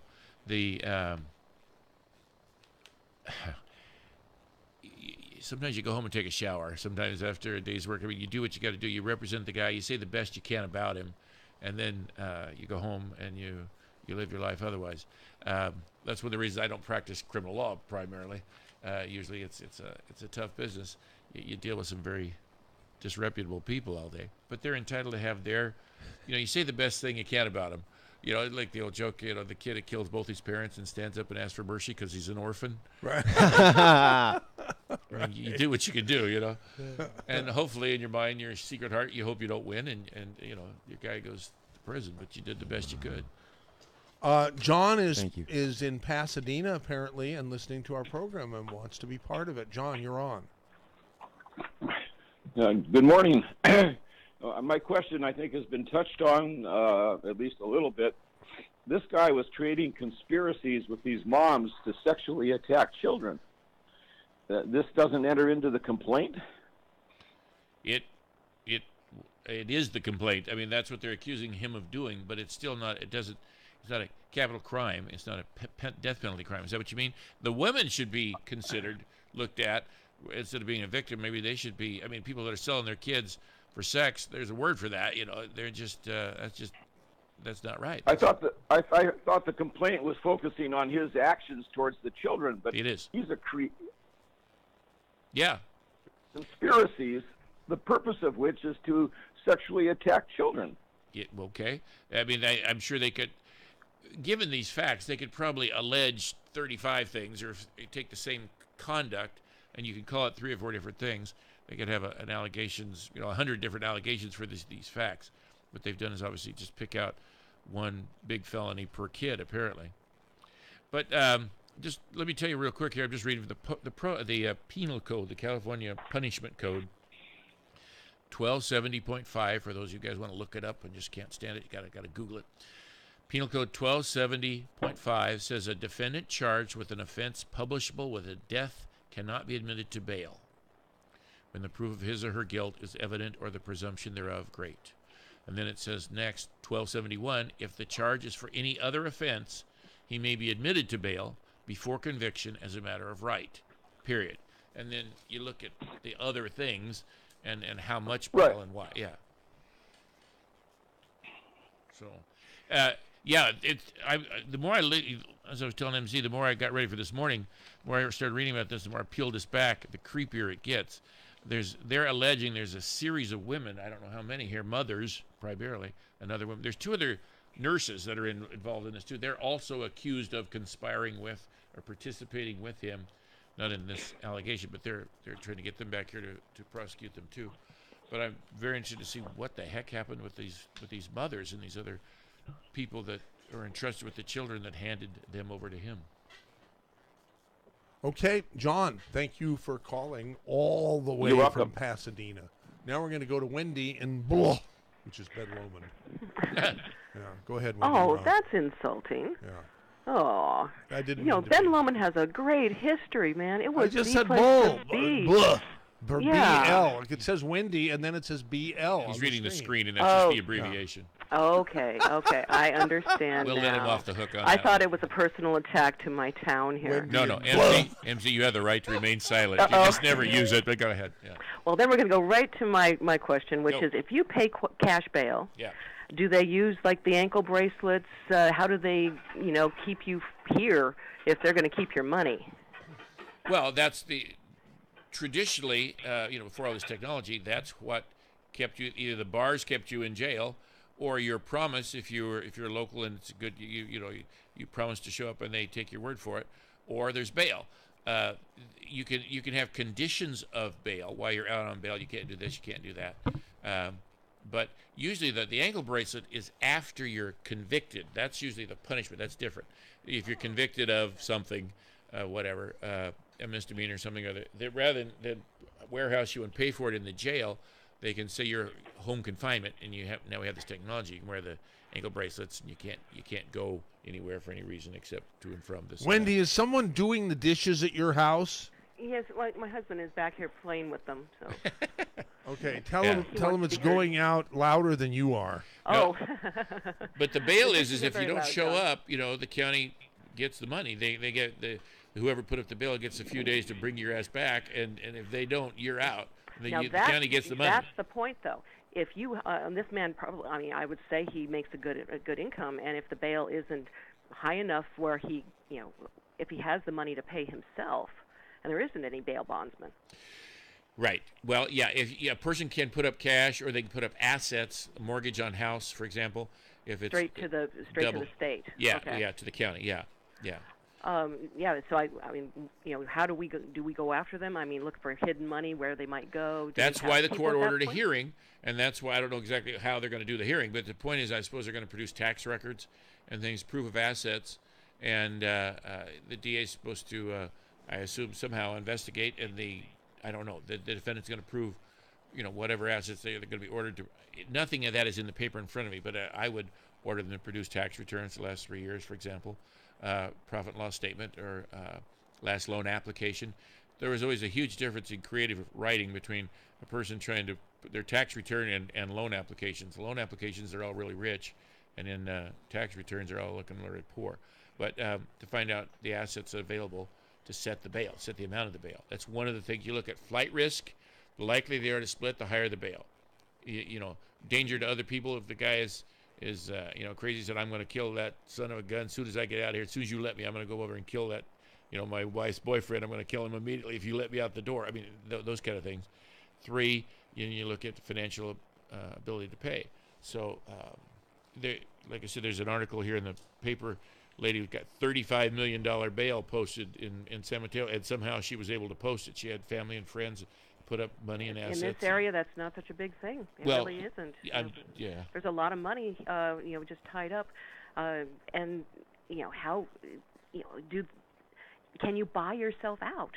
Is kind of where I'm getting to. If the bail is, if you make that's the whole point. You're supposed to be able to buy yourself out. That's the whole point. You're supposed to put up enough assets to be able to get out and then come back to trial. And if you come back to trial and face the trial, win or lose, you get your bail back. But if you're going to live on your, island, accounts for the rest of your life, and you're just, hey, check please, I'm out of here. That's the Roman Polanski problem that was mentioned earlier. You get the rich guy that just doesn't care. He's from Europe. He took off, and they've been searching for him for 30 years. That was a sexual allegation. He had sex with a minor, a girl 14 or 15, whatever it was. I don't want to get it wrong.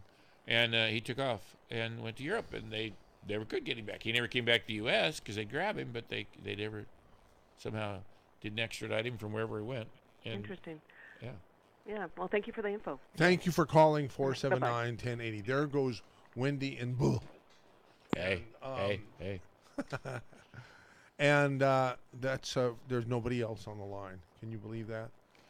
I guess the topic has run its course. Well, unless people want to call 479-1080, we got about 20 minutes left of the program, and this is a perfect time to get in. We can note that there's still a hearing set for the judge to set the bail. Yeah. And if anybody has any information about this guy that would talk about violence or flight risk or financial, if he's hiding money, if somebody knows anything about he's hiding money, tell the DA. Get it in there in front of the judge. Express your opinion. I mean, it's not mob rule. So it's not too late for. It seems to me that 2 judges, not 1 but 2 judges, have decided that there will be bail. I think the way this, not sure of how much. If I understand this correctly, it says that Judge Stevens had the first hearing to see if there was going to be a bail, and then set it over to June 28th. And it on the calendar, it goes in front of Judge John Salazar on the 28th to determine the amount of bail. Oh. If I'm reading this article in the Sentinel right. So I still say there should be no bail. That just makes common sense to me. Now, looks like we have some other calls coming in here. When should you not have bail? Death penalty, you agree with that? And just whenever anybody alleges sexual things, they should be considered guilty before they're proven innocent. I mean, is that why there's no bail? You don't like for, this guy for capital? You don't like this guy because you think he's a lousy doctor, and you have totally off the side. Nothing but contempt for the guy, and I disclosed that at the beginning of the program. You think the Raven should pick his bones clean. I get it, but for the judge who's trying to run a system that's justice. When should a person do you think should get bail or not bail? Remember, they're innocent; they're not yet proven guilty. Correct. Yeah. Now, some could just be tourists passing through and have absolutely no connection with this place at all, or they could be, born and bred here for, never lived anywhere else, not going to go anywhere else. How do you consider that? You have to consider everything. Now, if boy, I sure think if sexual attacks on or predation, is that such a word? Predation, yeah, predatory act. If sexual predation on children is not considered a capital crime, I think it should be. Okay, well, that's a different way to go about it, yeah. Okay. So we got some other callers here, and damn it, you've stumped me, Dean. God, I love having you on because you're so intelligent. Sam in Santa Cruz, you're on the air. Hi, MZ. Excuse me. Yes, I think, and I believe that the judge, when he does come to court there, I believe the judge is going to deny his bail and pull his passport until further discoveries from the other two. That'd be great, but how come there's been a couple of stories now that says the guy will be getting out on bail. That's the way I read the stories, and I hope you're right. That'd make me very happy. So. Yeah, my brother was a bail bondsman down in Los Angeles, and I was his brother. And my brother had to go to Superior Court for a lot of cases, and he had to know the laws and stuff. So I knew about some things, from that. And I'm sure that the judge is going to go along with the Santa Clara verdicts up there with bail denied and passport pulled.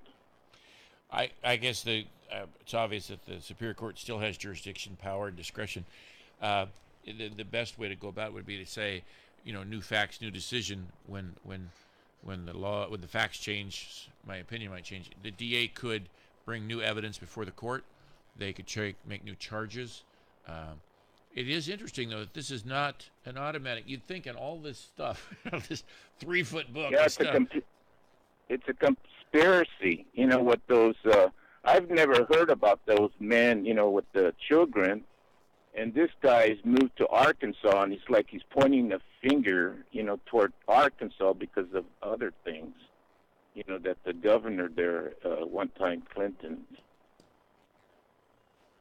Well, yeah. Asa Hutchinson. That's what I'm seeing, And I sure am happy that you called 479-1080. Yeah. Have a nice day. You make me feel much better. Thank you. Yeah, I'm on your side, and not with the president. Okay. All righty. Thank you. We'll take care. There goes Sam in Santa Cruz. Here comes our next caller. Felice, what is it? Cecilia. Oh, Cecilia. Okay. Location unknown. Do you feel like telling us where you? Okay, you're in Watsonville. Yes. Okay, good. So now beautiful, exotic downtown Watsonville. Yeah. Go ahead. So you're on the I'm air up now. in the hills. Oh, excuse me. What do you have to say?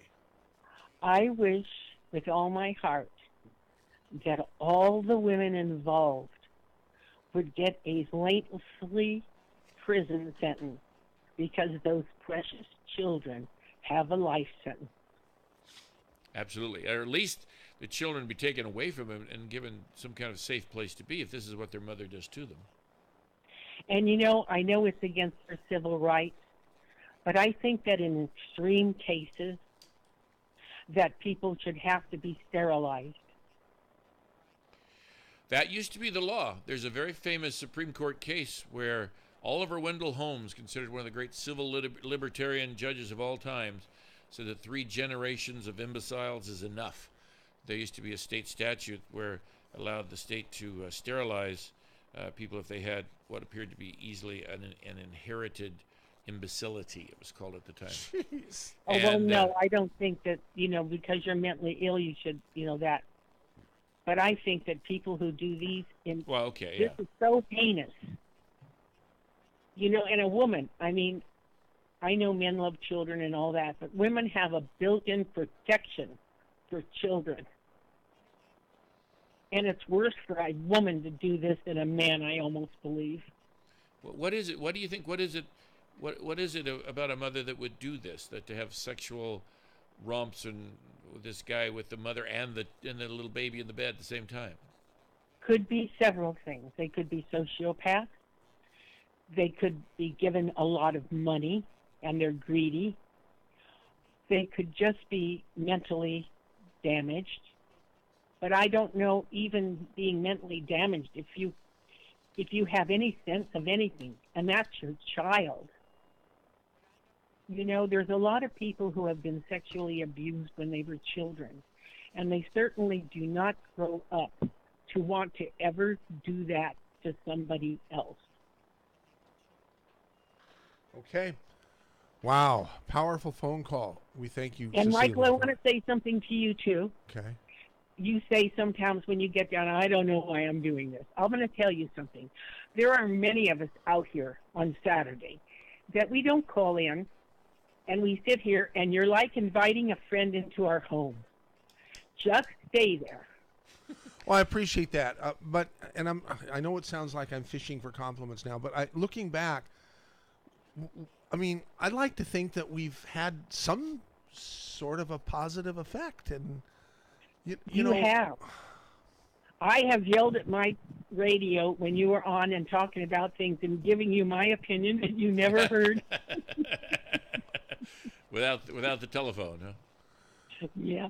So anyway, I'll let you go now, Okay. and both of you, and I can't remember your lawyer friend, but he Dean. sounds I'm Dean wonderful. Sutton. My name is Dean Sutton, law of the land. Yes. M. Dean Mr. Sutton, you sound wonderful. Well, thank you very he much. sure does. Yep. That's great. All And right, thank you for helping Michael. Thanks, Cecilia. Right, thank you for helping me put on a good show for a change. Yeah. Okay, here's Allie and Aptos about Dr. Kohut. Go ahead, Allie, you're on.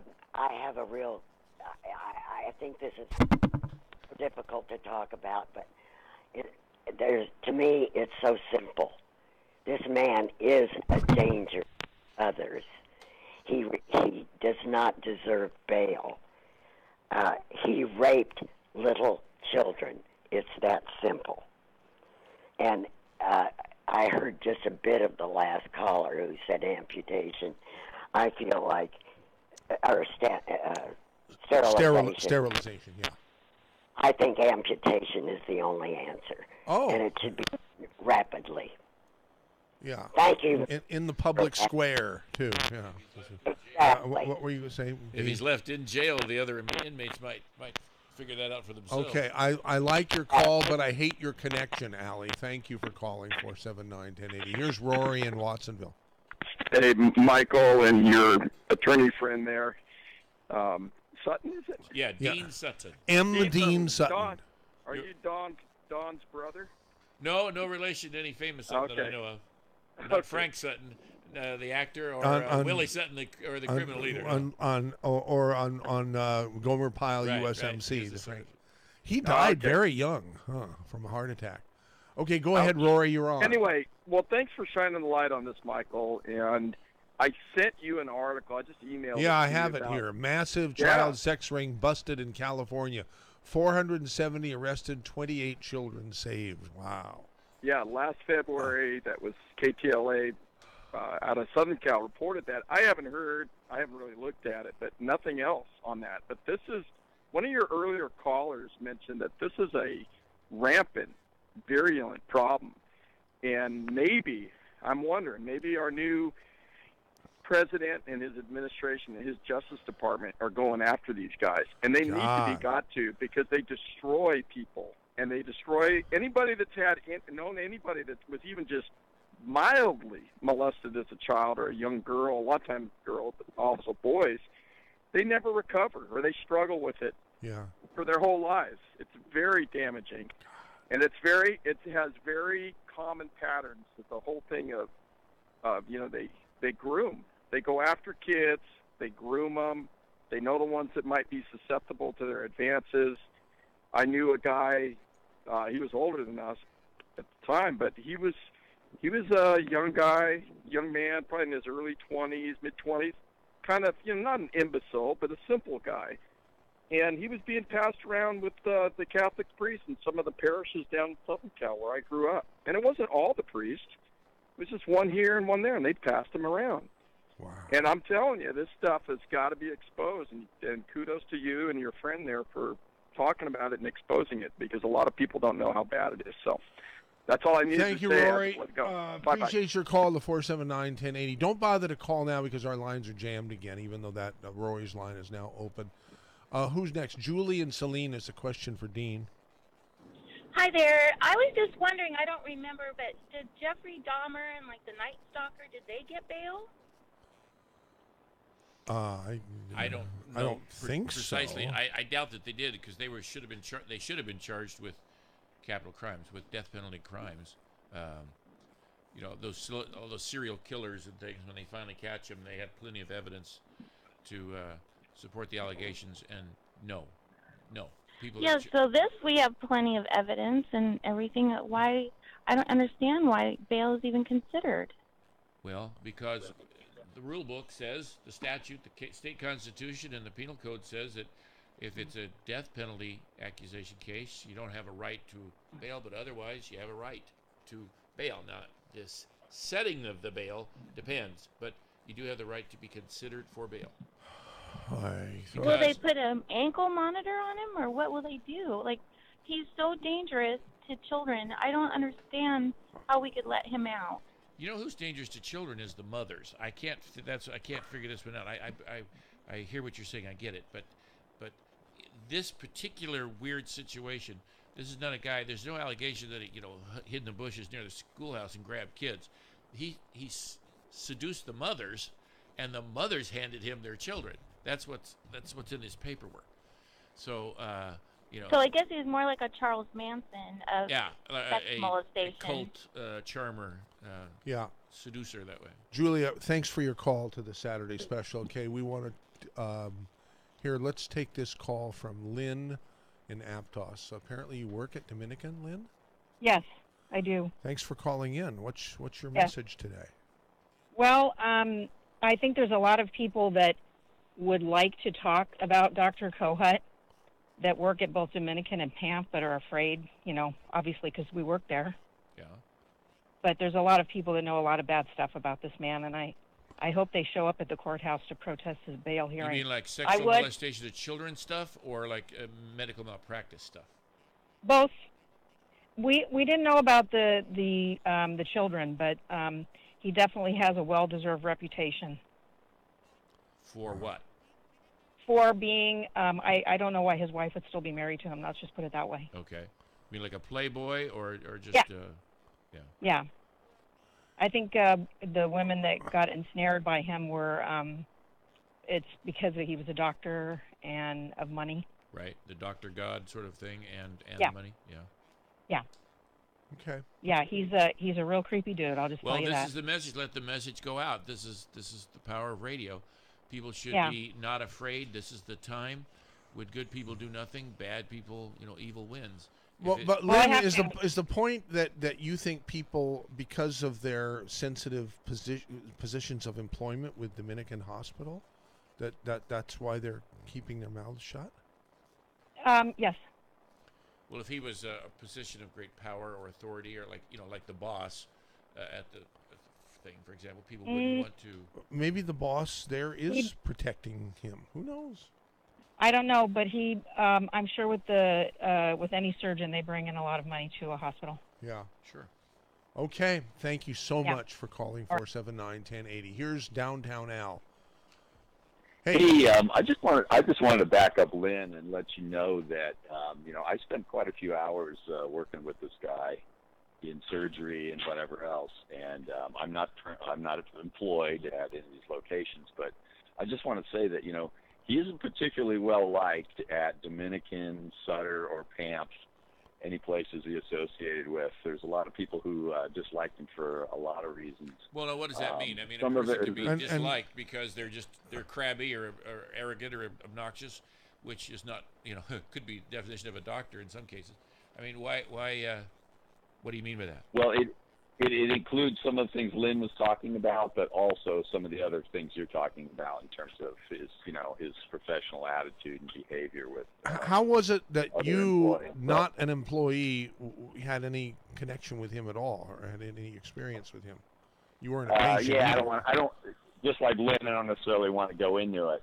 Okay. But he's generally regarded as kind of a jerk and annoyed a lot of people for a lot of reasons. And there were some people that questioned his professionalism and also, his expertise as a including me, but I didn't do it loudly enough. Did you know? Did he have any malpractice claims that weren't talked about a lot? Do you know? Did he have any? Well, yeah, but I don't know all the details on that. I mean, from what I saw, he seemed to be fairly competent or whatever. But I did find it interesting. He would lecture at great length while he was doing surgery and go on and on and on about stuff. And I remember at one point him going on about what a jerk Trump was and how he was going to vote for Hillary and whatever. Not that has any bearing on it necessarily, but all this is hearsay, but I believe it because I think the guy is sick and twisted. Oh, anyhow, anyhow, thank you much. We got so many people. Our lines are jammed, and Jason wants me to take Sandy in Sand City. Experience with this situation. Go ahead, Sandy. You're on. Hi. I was married to a police officer who became a very wealthy insurance agent who molested our very young daughter. As a result, that daughter is probably on meth, living homeless. She's 58 now. I've been supporting her children, or my daughter's children, and my grandchildren. And I just wonder if I should go after this guy because I'm pouring money into these kids who are really messed up. Now, some of them are not. They're fine. They don't get into drugs. But drugs is a good escape for this kind of pain that they have. Say it again, Dean. Good people who say don't. Evil wins when good people do nothing. Yeah. This is also one of the big problems with this. People, they don't want to admit it. They're embarrassed. They think kids think they've done something wrong. It's a terrible problem. That's why throughout the country, many of the states have changed the statute of limitations, the time by which somebody must complain, by which they can bring accusations. You've seen that in the Bill Cosby situation where, women have made these accusations, but they're coming out, 10, 15, 20 years later, and it's too late. They just had one, I guess, it got under the wire. The prosecution got the mistrial. But a lot of places, and basically, in essence, there is no statute of limitations for sexual molestation of a minor child. Unbeknownst to me, my daughter, I did file a case against him, and she received maybe $14,000. Of course, being on drugs, she blew through that, and like I said, she's homeless. Wow. So he has been found guilty, or at least the payoff. I don't know what the circumstances Was that a were. civil case for money, or was it a criminal case, and then he had to pay restitution or something? I do not know, but I guess I could look up. Sandy, send me an email. I'll pass it along to Dean if you want to go more advice on this. But I want to get everybody who's on. We're gonna blow through the CBS News. Okay, thank you. Yeah, but we want to get everybody who's on here now. Jason says take number one here. Linda in Santa Cruz, you were threatened by Kohut? Yes, I was threatened to be shot. What? Explain. Who said what to you? I've worked with him ever since he came to Santa Cruz. I've been an employee at Dominican Hospital for 35 years with not a blemish on my record. That particular day, March of 2013, he was looking for something and couldn't find it. It was my responsibility. He was mad about it, said, F and Linda, if I had a gun, I'd shoot her, and I was right there. At which point, he got in my face. He, verbally assaulted me. I left hysterical. I have not been back in those doors in over 4 years. That might be something the DA might be interested in, because threats to other people is definitely one thing that can be considered for bail. Well, that's the other thing. Yeah. I've been down to the DA's office, which they just sent me home and said, call Mr. Moore. I've left multiple messages with him. Nobody's responded back. We will put out an editorial for that for to call you, for Mr. Moore to call you, and I will give you that. And for anybody who has information that's truthful and useful and relevant about Kohut, perk up, speak up, do something, get it to the DA's office. Better, best and send and just in case they're not. Copy MZ. Yeah, send an email to me, mz@ksco.com, and we'll put it out on the air. That's what I'm trying to do. Okay, well, people have to. People, if only people are listening, they're getting the message if they happen to be listening to the Saturday special. But I'm talking about putting it out on all our programs. This is really important stuff. You know. I agree, and Okay. I just want to be heard, and this man is capable of anything. He's evil, and everybody that works with him or knows him knows that. Okay, great. Thank you. Except- Please except send Big me Big an Help and email keep letting him work for there. anything that you'd like us to help you do. Thank you, Linda. Bob in San Leandro about Dr. Kohut. Go ahead. Yes, I'd like to praise both of you gentlemen for using radio as a tool for something this important. And I'd just like to say that a lot of people are alarmed with what they're hearing, but what they have to realize is on the other side of the coin, we are being so indoctrinated by Hollywood media about violence and sex in our country. It's not to be totally unexpected that there are perverts and perversion and people of this nature that are also going unreported.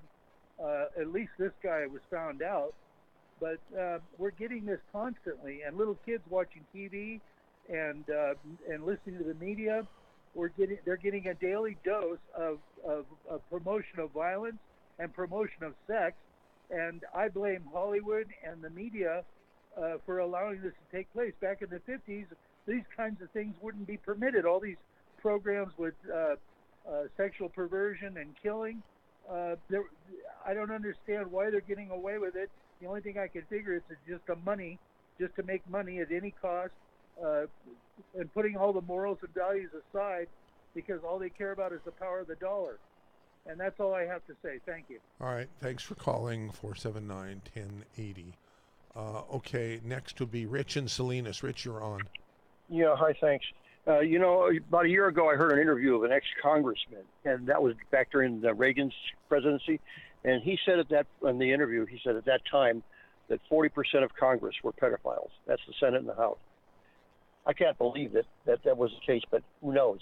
That's what he said in the interview. Wow. So just a month ago, there was a banker out of Belgium that came out that he was being moved up the ranks, and that's how you get into the globalist hierarchy, as you go along with these things, or they catch you in doing these things at parties or in water too. I've been hearing Alex talk about that a lot. Alex Jones a lot. Yeah, and people they point On the him other as hand, as it's a very nutcase. easy to make an allegation, and you can ruin lives by making false allegations. Yeah, too. that's true. No names were said about the congressman. He didn't pull names out. But remember Hastert? Hastert was a warning. The banker, though, did come out. He came out and... The guy from Utah that did the man spreading in the bathroom? Yeah. I'm sorry, go ahead, Colin. Yeah, no, I was going to say, no, he came out and talked to the news people about it because he couldn't go along with it. He said, I'm out of banking. I can't do this anymore. This is ridiculous. Yeah. He got sick of it. So that's another thing. There's probably a network around here, too, and this guy could lead... If you get him in jail and don't let him loose, this could open up a whole can of worms out here in the Santa Cruz area. Nice liberal area. You know where Hill and Billary were from Arkansas? That's where he was going. He was heading back to Arkansas. You have no idea how big this thing is. But Anthony Weiner quickly had 168,000 emails, and on that program, Hagman and Hagman, he knew somebody involved in the New York Police Department, and they wanted to go after him and prosecute him and put him in jail like he's going.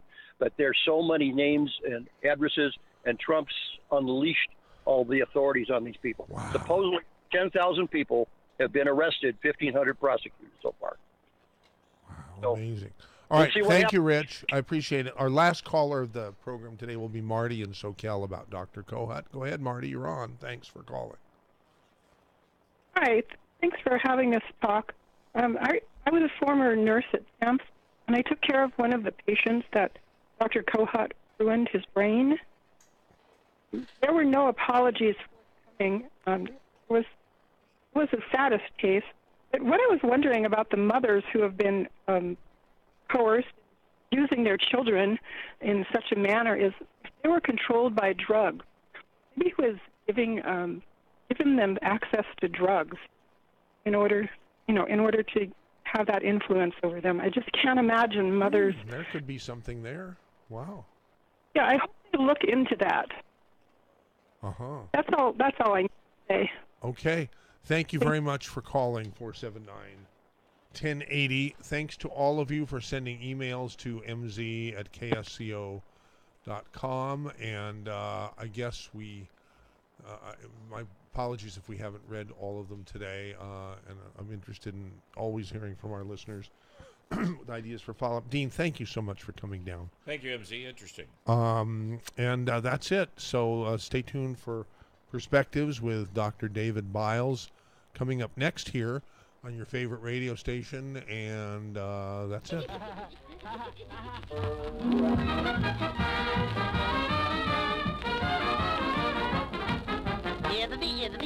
That's all, folks. KSCO Santa Cruz, Salinas, Monterey, San Jose. It's 12:05, and Great if you could stop crime before it happens. With the Ring Floodlight Cam, you can. I'm Jamie Siminoff, inventor and founder of Ring. Floodlight Cam is a motion-activated HD security camera that connects right to your phone, so you're alerted when anyone steps onto your property. You can now see, speak, or even sound an alarm right from your phone, anywhere, anytime. Does your floodlight prevent crime? Ours does. Go to ring.com/advantage and save $150 off of a Ring of Security kit. That's ring.com/advantage. Does your basement or crawl space